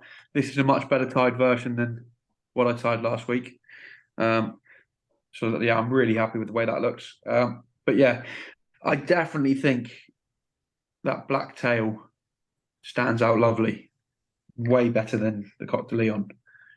That just I don't know. It gives me, and whenever I'm looking at a fly, I'm not looking at a fly that catches me. I'm looking at it thinking the trout will love that, not I love that. It's the trout will love that. But I'm really, really happy with the way that's looking. But you can see there, it's gradually just the fly is getting thicker and thicker as we work up towards the head of the fly. Just to represent what they'd see in the water. So yeah, there we go. There's that fly there, but you can see there again for the size of the hook. That's quite a big bead, and that's the thing that we're going for. Is sometimes we wouldn't want a huge bead that you can't get enough proportion of the body there. But that fly is a game changer. It's massive in the States. It's massive, I guess. I don't know about Canada, so I can't make that statement. And it's massive across the whole of Europe. But that fly is an absolute brilliant fly to have in your box. Okay. What size hook was that, Lewis? This is because of the hook model. This is one of the straight shank hooks. That's a size 14, believe it or not. But it's probably, in relation to other hook models, that's probably a 16. Does that make sense? So it's important to know the models that you're buying. So if I were, again, this is the Hannock 230 BL, and they are smaller. So you can see there, I'm doing 14s, 16s, and 18s, not wait, was that right? No, sorry, 16s, 18s, and 20s, if that makes sense. Because wait there, no, I'm losing the plot. Wait there. So yeah, it's for my smaller versions of fly. Sorry to confuse. So yeah, a size 14 is more like a 16. A 16 is more like an 18, and an 18 is more like a 20. And they're the size that I like to use. So you'll see here, if I show you the variation, I don't think I've got the 18s in here. Sorry, so if we compare that, where's the other fly? So let me get a 14 jig hook. Let's hope that you can see these all well enough. Let me just put them in a way that... Put one in the vise. No, it's all right. Don't worry, I'll get this. So, there we go. There's another one.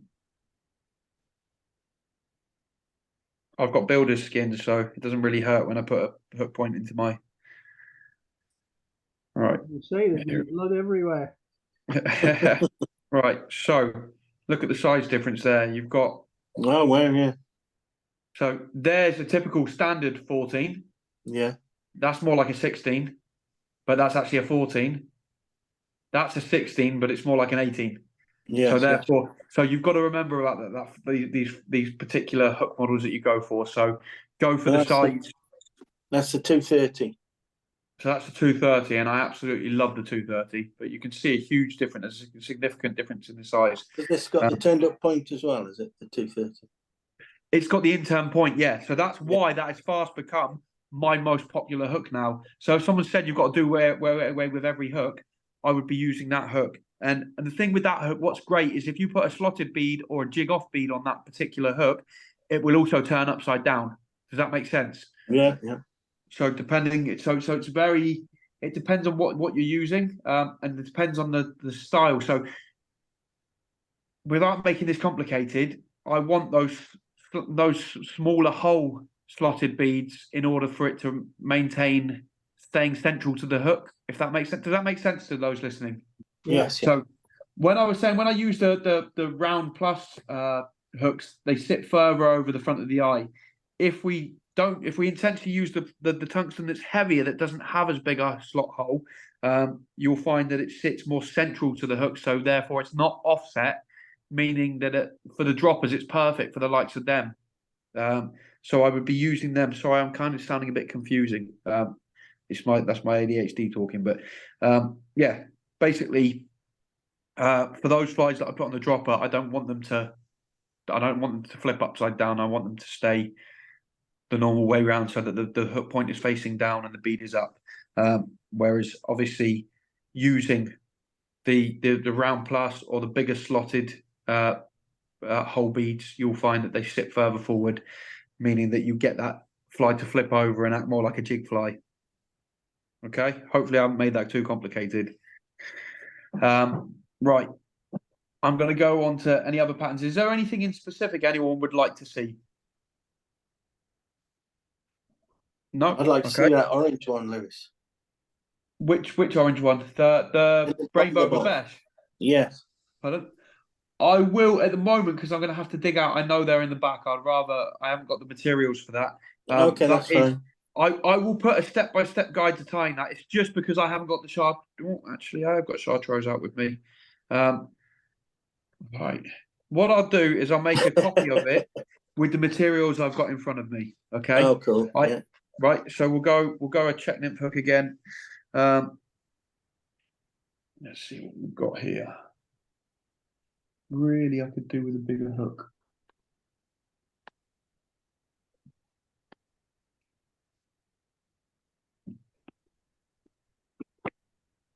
You're in luck. Okay. I've got a bigger hook with me. So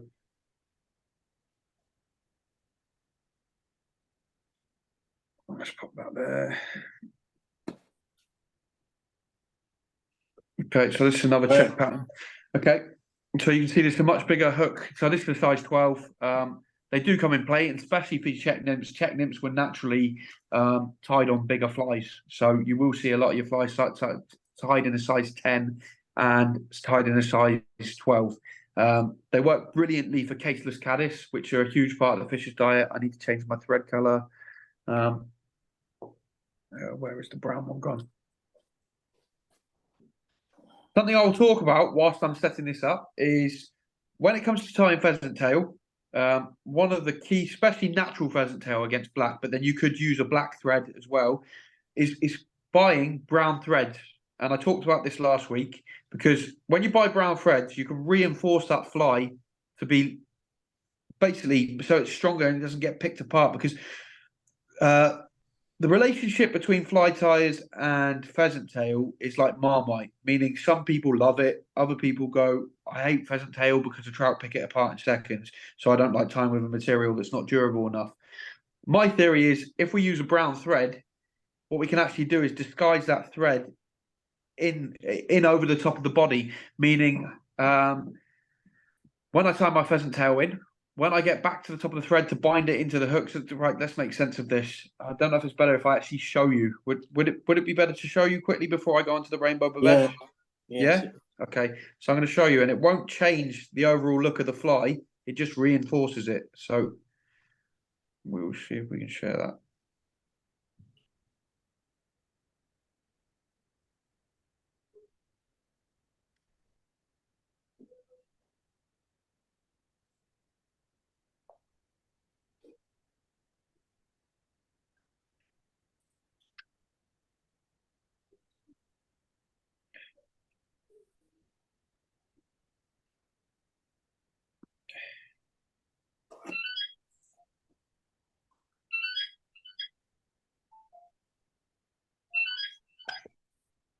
Oh, that's not coming up as easy as I want it to. Come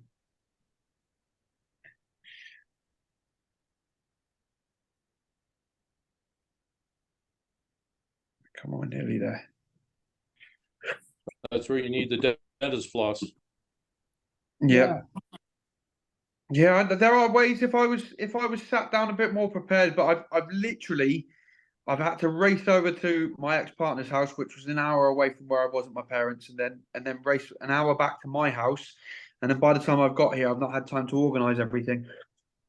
Whereas I'd like to have been a bit more prepared than I currently am, but it's just the way it's going at the moment. There's always next time, Lewis. Yes, exactly. All right, come on, let's get you up there. I'll put a couple of the little dental floss things in the post for you. All right, thank you.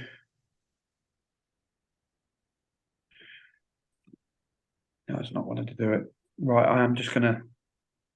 Just use the other thread. Okay, all right, I can do this.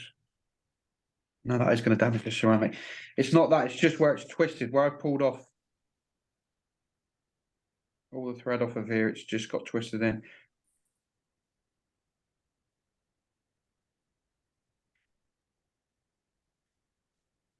It's embarrassing.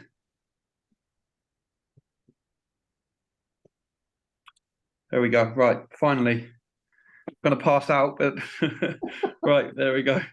Right, let me put that hook to the side. Let's very quickly do this one. Okay, so what I'm going to do.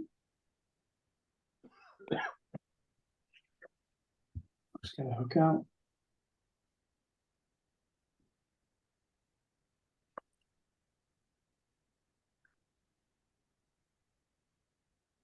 I'm going to tie another little pattern here that is just slightly placing the dubbings a little bit differently from what I've done in previous flies.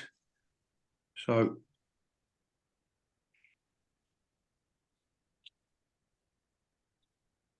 this time we're going to use this time we're actually going to use the bronze mallard for the tail fibers, because I absolutely love bronze mallard, like I said. With my bronze mallard, I'm probably going to, for a size 14, going to get somewhere within the region of 6 to 7 fibers, because it's still relatively thin. So about that.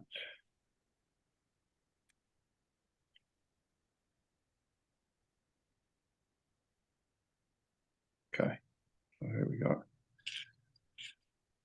Catch that in. I always like to, everyone's got their way of catching tail fibers and threads and things in, but I always find if I pinch close to the bead, it just makes life nice and easy. So there we go. There's my tail fibers in. Come back up. So I'm going to do this with a wire rib, but I would also use this without a wire rib.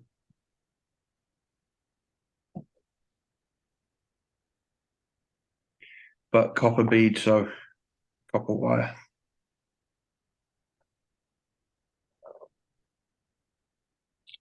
Again, just trapping. I know that's got double trapped in there, but just trapping the wire into the slot makes life a lot easier to catch that in successfully. So we come down, and now we just want to get our pheasant tail in.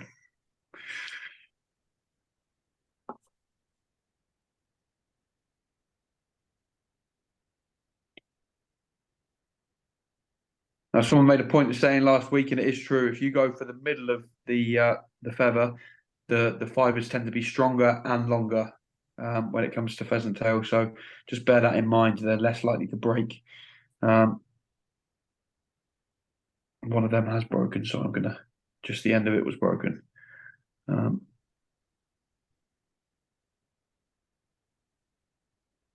in this instance, I'm going to go for 4.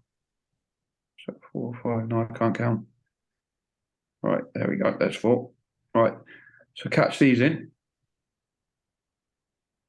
Right, again.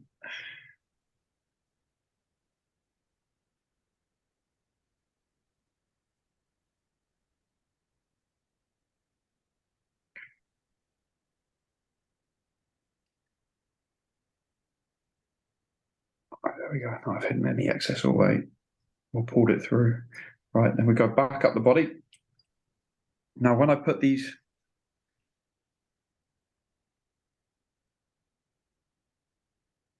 fibers around the body, we're going to be able to, oh, sod's law. That is not what I wanted to happen. Right, I was a bit too heavy-handed there. So I'll try and speed up that process. Let's just get that off of there. Again, don't be afraid. Don't be afraid to go backwards. It's really not an issue. And I know obviously with you guys, I'm racing against the clock a little bit because you guys have been really patient with me and given me your undivided attention. But here we go. We're not in a rush, Lewis. Okay, well, as long as that's not the case, but I also want to show you guys because it is, I'm mindful of the time and I do appreciate you guys watching, but I also don't want to take this out and take this well into the end of the night. All right, there we go.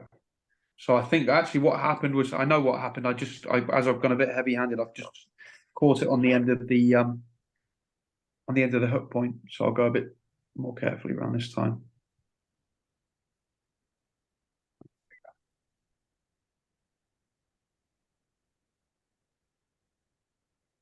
Those C&F hackle players are one of the best on the market, aren't they? Definitely, yeah. No, they've been a game changer for me. Right, not quite caught that in right. Yeah, they are absolutely brilliant. So as you can see there, I know one of the fibers I haven't caught in at the identical length to the others, which is making it behave a little bit more boisterous. But we're still getting a nice profile. Just remember to stop it twisting because it is still wanting to twist. Right, this fly I don't have to come quite as far up the hook because I'm going to just change something here that maybe a few people don't think about. Maybe you already do, but we'll find out about that in a minute. Okay, so there we go. I'm going to catch that off. Now, what I will do, just for safekeeping, I will give that a single whip this time. Okay, let's trim off our excess. Now, where this really comes into play is before you start putting your before we start putting the wire rib down, what I can actually do, and I explained this last time but didn't show it, is we can actually come down the body of the fly. I know it has crushed a few of those barbs, but then come back the opposite way down, but without really changing the appearance of the fly that much. I've reinforced that twice, so now by the time I come down with the wire, nothing is pulling that apart. I can absolutely promise you that. I've had flies, the pheasant tails that I've used on multiple trout, and you're finding the flies staying far more structurally strong. So if I'd gone a bit slower, I could have made sure that some of those barbs were still erected without being pushed down. You just have to take your time. But I know you're saying take your time, but I'd rather get through the patterns that you're asking about. But that there, it hasn't changed the appearance much of this particular pattern. Now what I'm going to do is I'm going to incorporate a little bit of orange. So this is a really good technique if you're looking to just dull down brightly coloured flies. So you still got that little hot spot of flash. You could effectively do this just by putting less of a thorax in. But what I like to do is just we'll use purple again. I do use orange, or have I got access to the orange quickly?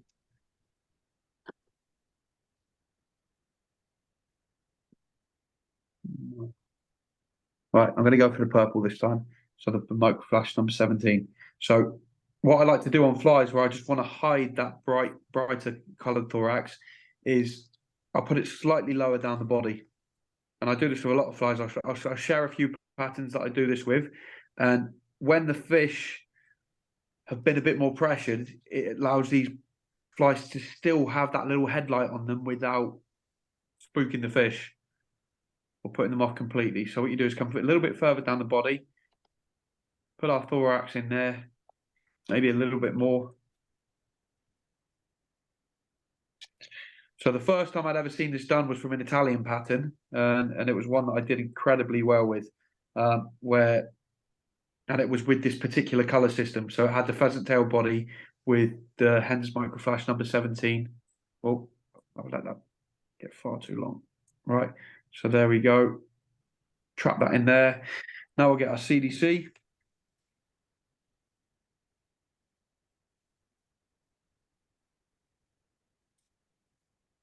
So I always want right at the very tip of the feather. What's lovely about slotted beads is you can use the stem of that, slot it inside the slot, and then it catches in nicer. And we can build that up just to trap it down without any worry of it pulling the feather out when I go around with the hackle pliers. So there we go. Trap that in with the hackle pliers and come around the body. Now, the great thing is if you use the very tip of the feather, which some of you mainly will, some will split the threads. I don't like splitting the thread. I find it bulks the fly out too much. Is if I get the hackle pliers right on the end of the thread, so right on the end of the CDC feather, what I can actually do is keep on winding, and a lot of the time, I know I haven't trapped it quite as close, I can actually, that'll just break free, and I don't have any excess that I need to pull off. Yeah, I've got that real nice suggestion of legs, so I just brush them back a little bit. And then, so they just sit. What's this one called, Lewis? Haven't given it a name. Again, it's an Italian fly, but not some flies. I'm just tying just because I like the color combinations, but it's not got a name as such. A lot of the flies I just refer to as I see them. So I would just say, oh, it's the pheasant tail with the purple tucked in behind the CDC thorax, well, CDC hackle. Yeah. And then you go for your darker peacock dubbing to sit in front of that. Now again, if we wet our fingers and trap those hackles back, what we do is we pinch them down a bit tighter to the fly like that. You see that? So that's going to disguise that purple that little bit more again. But that fly there is deadly. And I also do the same combination, but with an orange thorax. I think it's number 98. I wish I had it in front of me, but I don't want to waste time. But it's the same colour that they use in the fly, the Grayling Slayer. But it's like a Spectra ice dubbing. So there we go. But flies are coming off much nicer off the vise today. But yeah, so what you're doing is you're disguising that brighter colour a little more, just so it doesn't appear quite as harsh. And what that's going to do is that's going to give the fish the utmost confidence. There we go. I'm really happy with that. Again, could work with a bigger bead, but you've just tucked that bit of purple away, but it's just giving that tiny little hint of hot spot, and we can still bulk the rest of the fly out to give it a more natural profile with the peacock black dubbing. In that case, I think it was the Spectra number 46. I'm not sure where I put it. It's almost always my favourite colour. So Spectra dubbing number 46, yeah. So that is there, that one there. But that fly, again, that like that with an orange, with a copper bead and a silver bead with the microflash number 17 in it, or if I use the orange colour in it, I usually go copper or gold. Does that make sense? There's very few flies that I use with an orange thorax that I incorporate a silver bead in. Strangely, I just don't think the trout like it as much. From the experiences I've had, they either want, if you've got an orange thorax, they either want a copper in the natural colour beads, they either want a copper or a gold. And I've had way more success with that.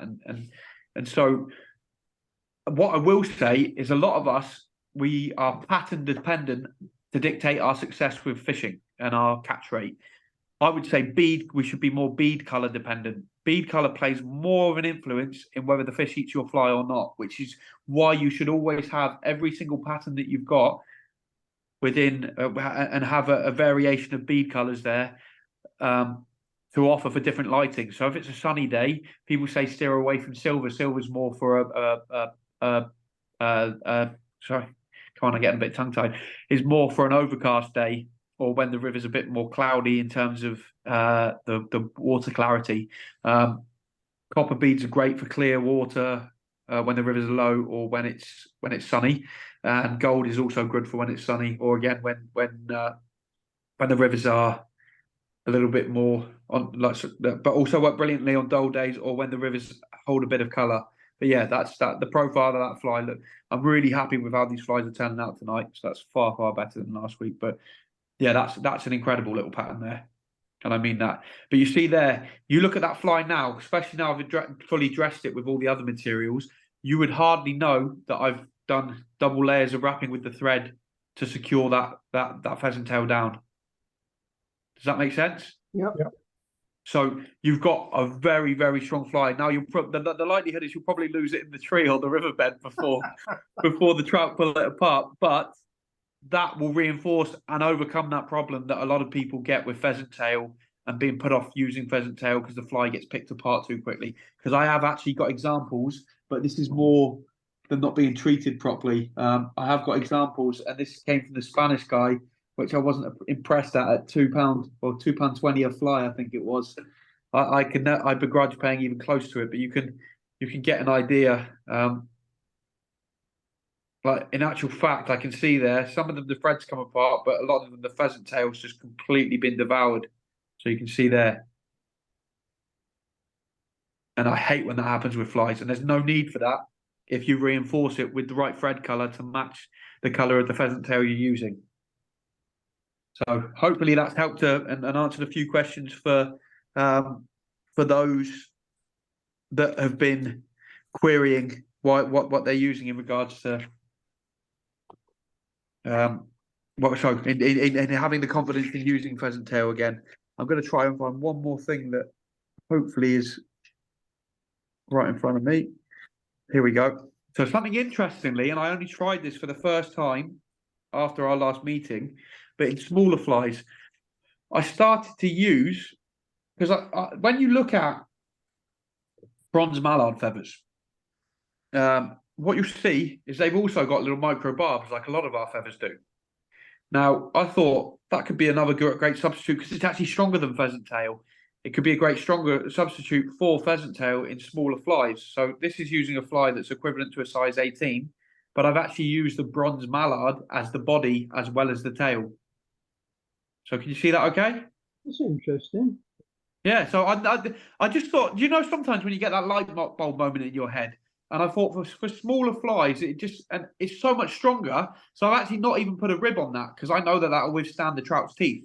And I put a little bit of purple in the thorax, so that it's just something a little bit different. And I know I could have built the thorax up a bit more, but I wanted to keep it nice and subtle, or nice and supple. Subtle was the right word. Sorry. Right. So lastly, I'm going to go into the Rainbow Bobesh. If there is anything else anyone wants me to tie after that, I will tie whatever you want. I like to use a natural red thread just a red thread, but a more natural color for this particular pattern. But I'm just going to use the brown thread because I don't want to have to go through the ordeal and the pain that you guys have to deal with when I'm trying to rethread a bobbin through. Sorry, the thread through the bobbin holder. So again, what we're going to do is come quite far down the body with the Czech nymph. So at least halfway down the hook shank. I just need to work out what my materials are. So where this fly differs, I'm going to do it with a wire rib because, again, I don't want to be rushing off everywhere to go and find some nylon. So I will put a wire rib on this, but really you want mono ribs. A lot of Czech nymphs incorporate a mono rib. Just using the ordinary mono material, generally about 5 pound in breaking strain. I can't think of any that I've got close by, but I will just quite quickly check my bag. So is the Czech nymphs the same as the Polish nymphs?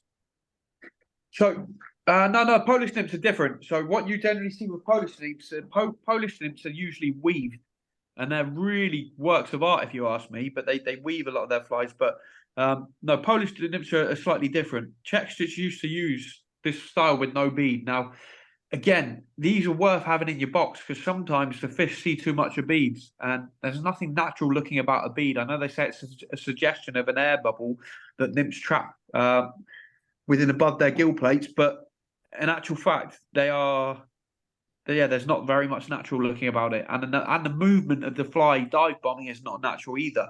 So using flies that don't have any additional weight will help them create and capture the natural movement that they would get in the water. Because I've been on chalk streams. What's fascinating is I've stood on chalk streams with a really bright pink shrimp with no weight in it, and you put it in the flow, and you watch where your fly lands, and you watch the straight line tracking of the leader and the fly line, and then the fly whisks off to the side 2 foot, and you're like, hey, I didn't cast it anywhere near there. And because it's so visible, you can actually see, but the undertows have taken a completely different direction, and so the flies flowed and fluttered more naturally into those natural undertows, meaning that the fly is behaving more natural than any tungsten bead or weighted fly could do. And sometimes when the fish have seen a lot of something and they're starting to become wise and they're harder to catch, this is where I've been really kind of where I've been not well. I guess it is just like researching and studying over the years, where I've been going for basically a heavy point fly, a sacrificial, and then putting 2 unweighted flies on the dropper, and they're fluttering around. Although they're kind of restricted to the length of the dropper, they've definitely moved around a lot more, and the fish have had absolute confidence in eating them. So it's worth bearing things like that in mind. And this is why unweighted flies can sometimes outfish weighted flies when fish have seen a lot. Let's go for, I don't know what to use. Some of the rivers in Poland too, they've got different streaks inside of the main river. So the undertows are all over the place there. Yeah. Especially when you've got a very ununiform riverbed. This is where the undertows have become very, very much technical and a lot more complex. And then when you've got those complexities, I think the closer you can imitate the way the flies would behave, the more. This is where I said I never got into this earlier. I always use this as an example. Say us guys were all sat having this Zoom meeting, and we all had a bowl of chips in front of us. Now, if we each decided to booby trap like the little what used to get the little cooking sets as a kid with the fake chips and the fake you can still get them, and then the fake vegetables and things like that. Now, if we had one that matched in size and color to every other chip in the bowl, you would only by the time that you picked that up and felt that it felt different, or you put it to your mouth and bit on it and realized that the texture was completely different, would you then refuse it? But if you if you knew no different, then you would just assume that it's another chip in the bowl. Okay. If that chip were to grow legs and run off the plate, you're probably not going to continue eating the rest of the bowl of the chips. So if our fly is behaving in such an unnatural manner, then effectively we could theoretically completely spook that fish. So we've got to bear things like this in mind as well. It's really important to at least regard these issues and address them when things get a bit more technical and you're not catching on your go-to methods. So I've been playing around with all sorts this year. Right, I'm going to say it. I wasn't going to say it because it was something that I wanted to keep to myself, but I can't help myself but help people. But what I started to find was I started targeting really big trout this year. Okay, like really big trout, like a lot bigger than your normal stamp. So I PB'd, caught multiple 5 and 6 pound wild brownies, and I've never caught close to that size before. I also lost bigger fish. Now, when I was fishing for these fish, I tried everything in my box that was matching the hatch on that particular day. And the fish were just refusing. So then what I did was I kept the dry fly on, so I was able to see the dry. And there was this one particular story I'll talk about in a minute, but I put on a spider, trailed like what you would do in New Zealand style, or using it as either New Zealand or duo, where you have your dry fly and your nymph. I put a length of leader 18 inches with a spider trail behind it, and every single fish that was so selective that I couldn't catch it displaying a dry fly over it, I had every single fish. So every time I found a big fish and it was technical and I tried everything over it, as soon as I put the spider on behind it, a size 16 spider, little olive spider with a partridge hackle, I was like, fish, having everything. Okay, I wasn't going to explain this, but I've now leaked the discovery that I'd found. Now, I'm sure other people have tried this before, or just single spider. So the footprint that the fly leaves in the water, especially when it comes to the surface, is the crucial element to fooling the fish into eating your fly. If the fly is sat at the correct presentation in the surface film, that speaks volumes over color of fly, everything else. But size of fly is important when it comes to dry fly. So this is why we use the terminology matching the hatch. But when those fish became that technical that I was scratching my head and going, why can't I catch these fish? I can see he's eating a crippled olive, but he didn't eat that. As soon as I've done that, I've caught those fish. Now, sometimes it was just leaving the spider on dry, so it sat kind of half in the surface film, half out. If the fish refused that, I would get the fly, soak it in the saliva in my mouth, and then cast it out again so it sat deeper. And you either use the dry fly to slightly hesitate, like pull forward or something as an indicator that the fish is eaten. But sometimes, because of the weight of the spider was so light, it wasn't registering on the dry fly. But I could use that dry fly as a marker, because when the fish was eating the fly, regardless that the fly was under the surface of the water, it would only be in the first inch of the water, meaning that the fish's nose or the fish's back would still break the water. So I was still able to indicate the fish eating that spider. Does that make sense? And yeah. I can't even begin to tell you like how many like fish 3 pound plus that it's accounted for. And it was a complete game changer. And I kept it quiet, but I like sharing with people. So it's important that I do share stuff like this.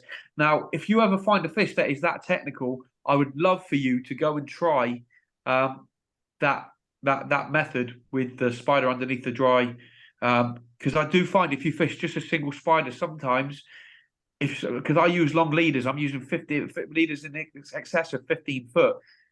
When I'm doing that, it's very difficult for me to dictate where that dry fly is and to understand where in that water it is. So it's very easy for me to assume it's been eaten, strike, and then disturb the surface and spook that fish. So with that other dry fly on in tandem, I was finding that I was able to identify successful takes and catch fish that I'd only dreamed of catching before. So I wasn't going to share that bit of knowledge, but that has been a game changer for me. And it's these little things where we think out the box and do something a little bit differently and present our flies in a slightly different manner that could just be that cutting edge to catching you that fish of a lifetime or start to increase your catch rate. And if it does that for you, then I've done my part and I've helped people out that are here today because they've wanted to hear what I've got to say. So brilliant. And I really appreciate that. But just please think about that, because that, I can't even explain it. I've had so many big fish, and it's always been a first time eat, like absolute confidence. Every single fish that I've tried this method with, when it's refused everything else, and I've watched the fish track back with the fly, it has taken this. I was trying to keep this quiet so I could keep on catching big fish without other people knowing, but I love sharing stuff. So there we go. There it is. So hopefully that helps a few of you and answers the question when you get into that technicality. Just think that in the back of your mind, give it a go, and then please let me know if it is successful for you. Right, so we're going to do the Bobesh. If I can find, there we go. Again, I'm working with improvised materials because I don't know where everything is without going and collecting it, because this wasn't a fly that was in the script for today. But I would rather you see something that you like yourselves. So again, shell back.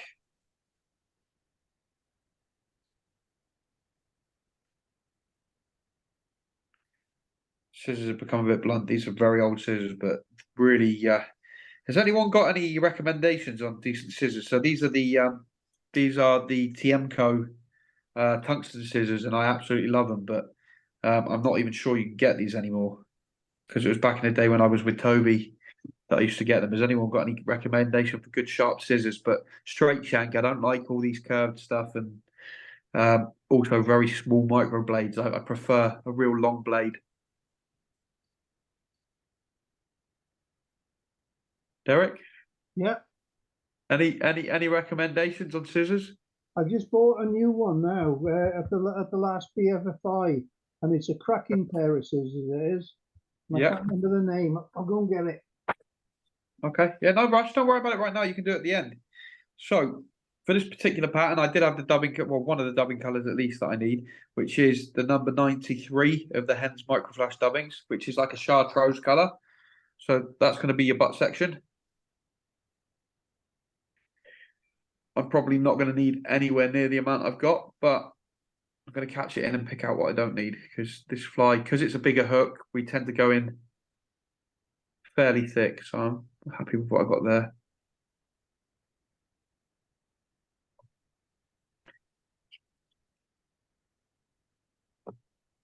Okay, right, now we need some cream. Where are we? So this is where I might struggle, which I thought I might do. I'd like to go for like a creamy dyed hare's ear dubbing, but this is as close as I'm going to get to it, which is number 1 on the hare's ear dubbings within my multi-dubbing pack. That's not too far off. Again, because we've gone in thicker on the butt section of this fly, because we want the colours to really stand out in this particular pattern, what I'm going to do is just thicken up that dubbing. There we go, Lewis. At the moment, I can't see a thing on the screen. I've got no images, so I can't see myself. I can't see you guys, so I have to wait until after. But I'll put a picture on the WhatsApp group. Copter they are. Okay, perfect. Yeah, I've heard copters are really good. Right. Expensive, but they are good. Okay. It's good to know. So with such a big hook and such a big fly, you are going to find that you've got to be quite generous with your dubbing. So I'm not even going to go discreetly with it. I'm just going to slam it on there.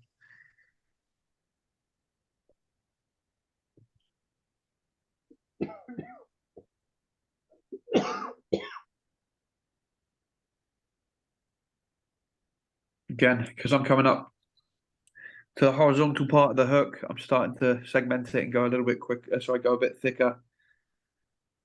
The key thing is you don't want to go too thick, so maybe I've gone a little bit thick there. I'm going to just bring that back, because without the additional weight, if I was using lead underbody for this fly, then I might just dress it slightly thicker, but I'm not, so I will just tone back on that. Right, there we go. Nice.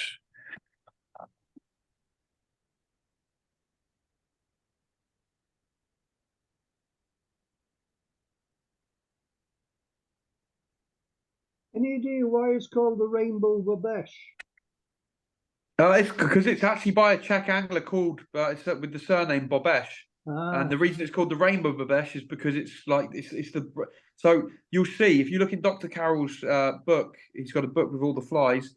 You'll see the Rainbow Bobesh and the actual Bobesh, the original Bobesh, very different. Like they're all Czech nymph patterns, but they this one in particular, it's got much brighter hotspots in it. So you've got the drab-looking Czech nymphs, and then you've got the slightly more, let's say, funky glitz and glam style Czech nymphs. All right, so we only I've come a bit too far there. So you want to leave a good proportion of the hook bare still, because it's either what you don't want to do is you don't want to have too much bulk by the time you get right up to the other hook, otherwise your whipping is going to be coming on far too thick. So there we go, that's nice. Right, let me see what I've got color wise that's going to be close enough to that. I haven't really got the ones I want. It's kind of like a fuchsia pink that I want here, that goes in the head.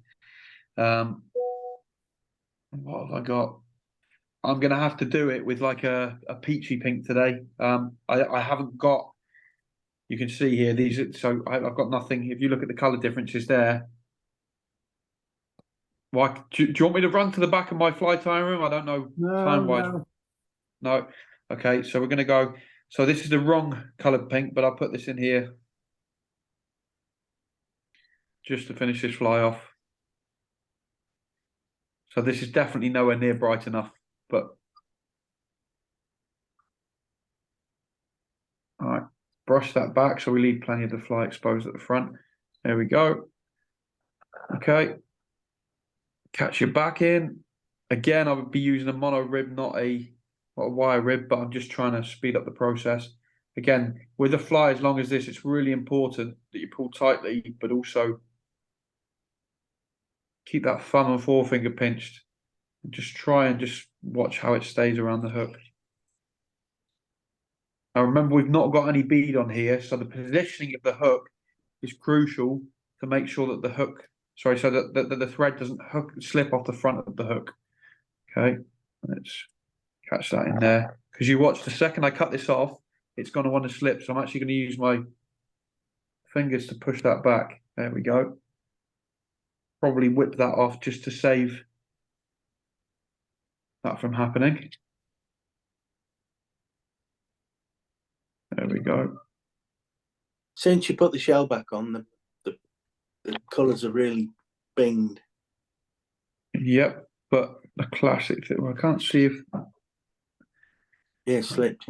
Yeah, it has slipped. So it's just important before you. There we go. Before you put that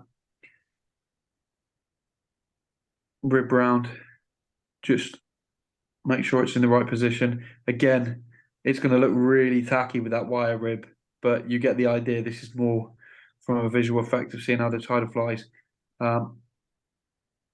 It would still catch fish, don't get me wrong, and it's going to leave additional weight. So remember what I said, segmentation. Think about how you're segmenting it as well. Some people don't go into quite so much depth. I like to make my segments between the colours larger as I go. Okay, so catch that as far forward to the thread because you don't want to bulk up the thread head. So let me just catch that in there a couple more times. There we go, it's broke off, and then I can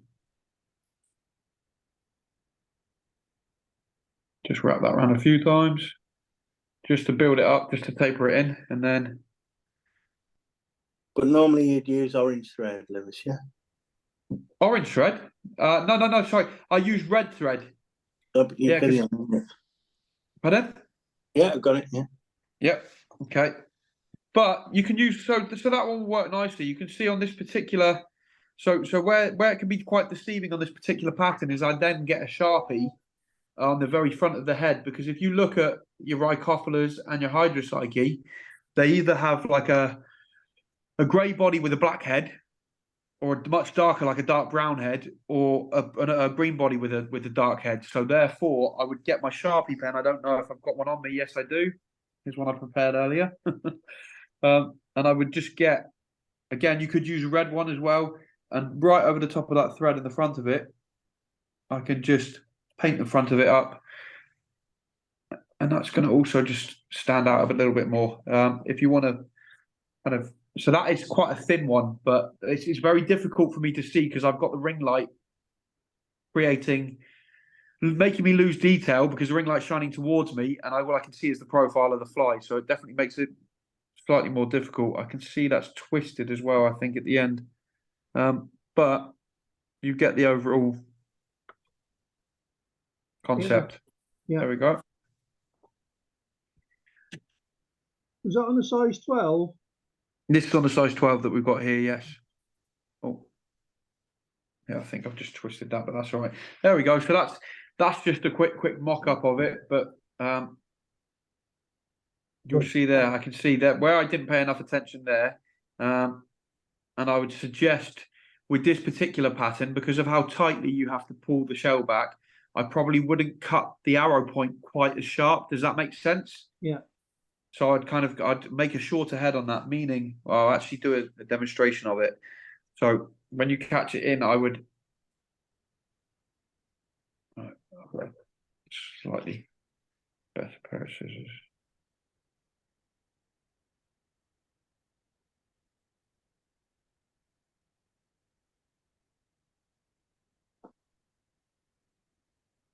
Right, like that. So I'd blunt it up, I'd make it a much shorter point to it. Does that make sense? So I don't know if you can see that okay. Because previously, when I was making the sharp point head to cut on the other side, I would come further down the shell back and cut from deeper down the shell back, meaning that it rides much higher up the fly.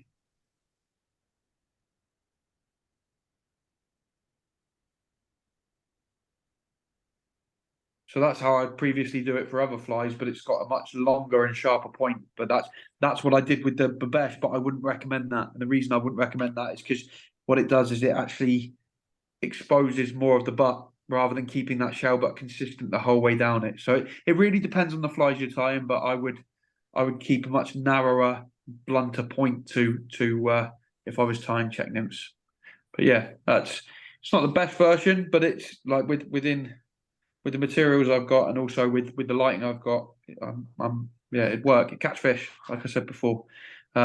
Just use the mono instead of the wire. Is there anything else anyone wants to go through, or? No, that's fine. No? So has anyone got any? I don't know if everyone wants to unmute themselves. If anyone wants to do any talking, you do so. Well,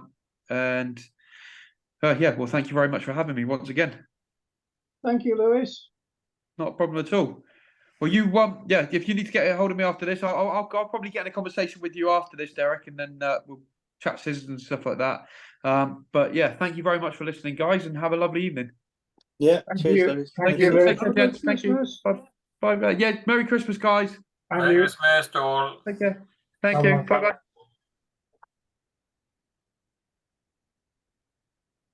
Have a good Christmas, guys.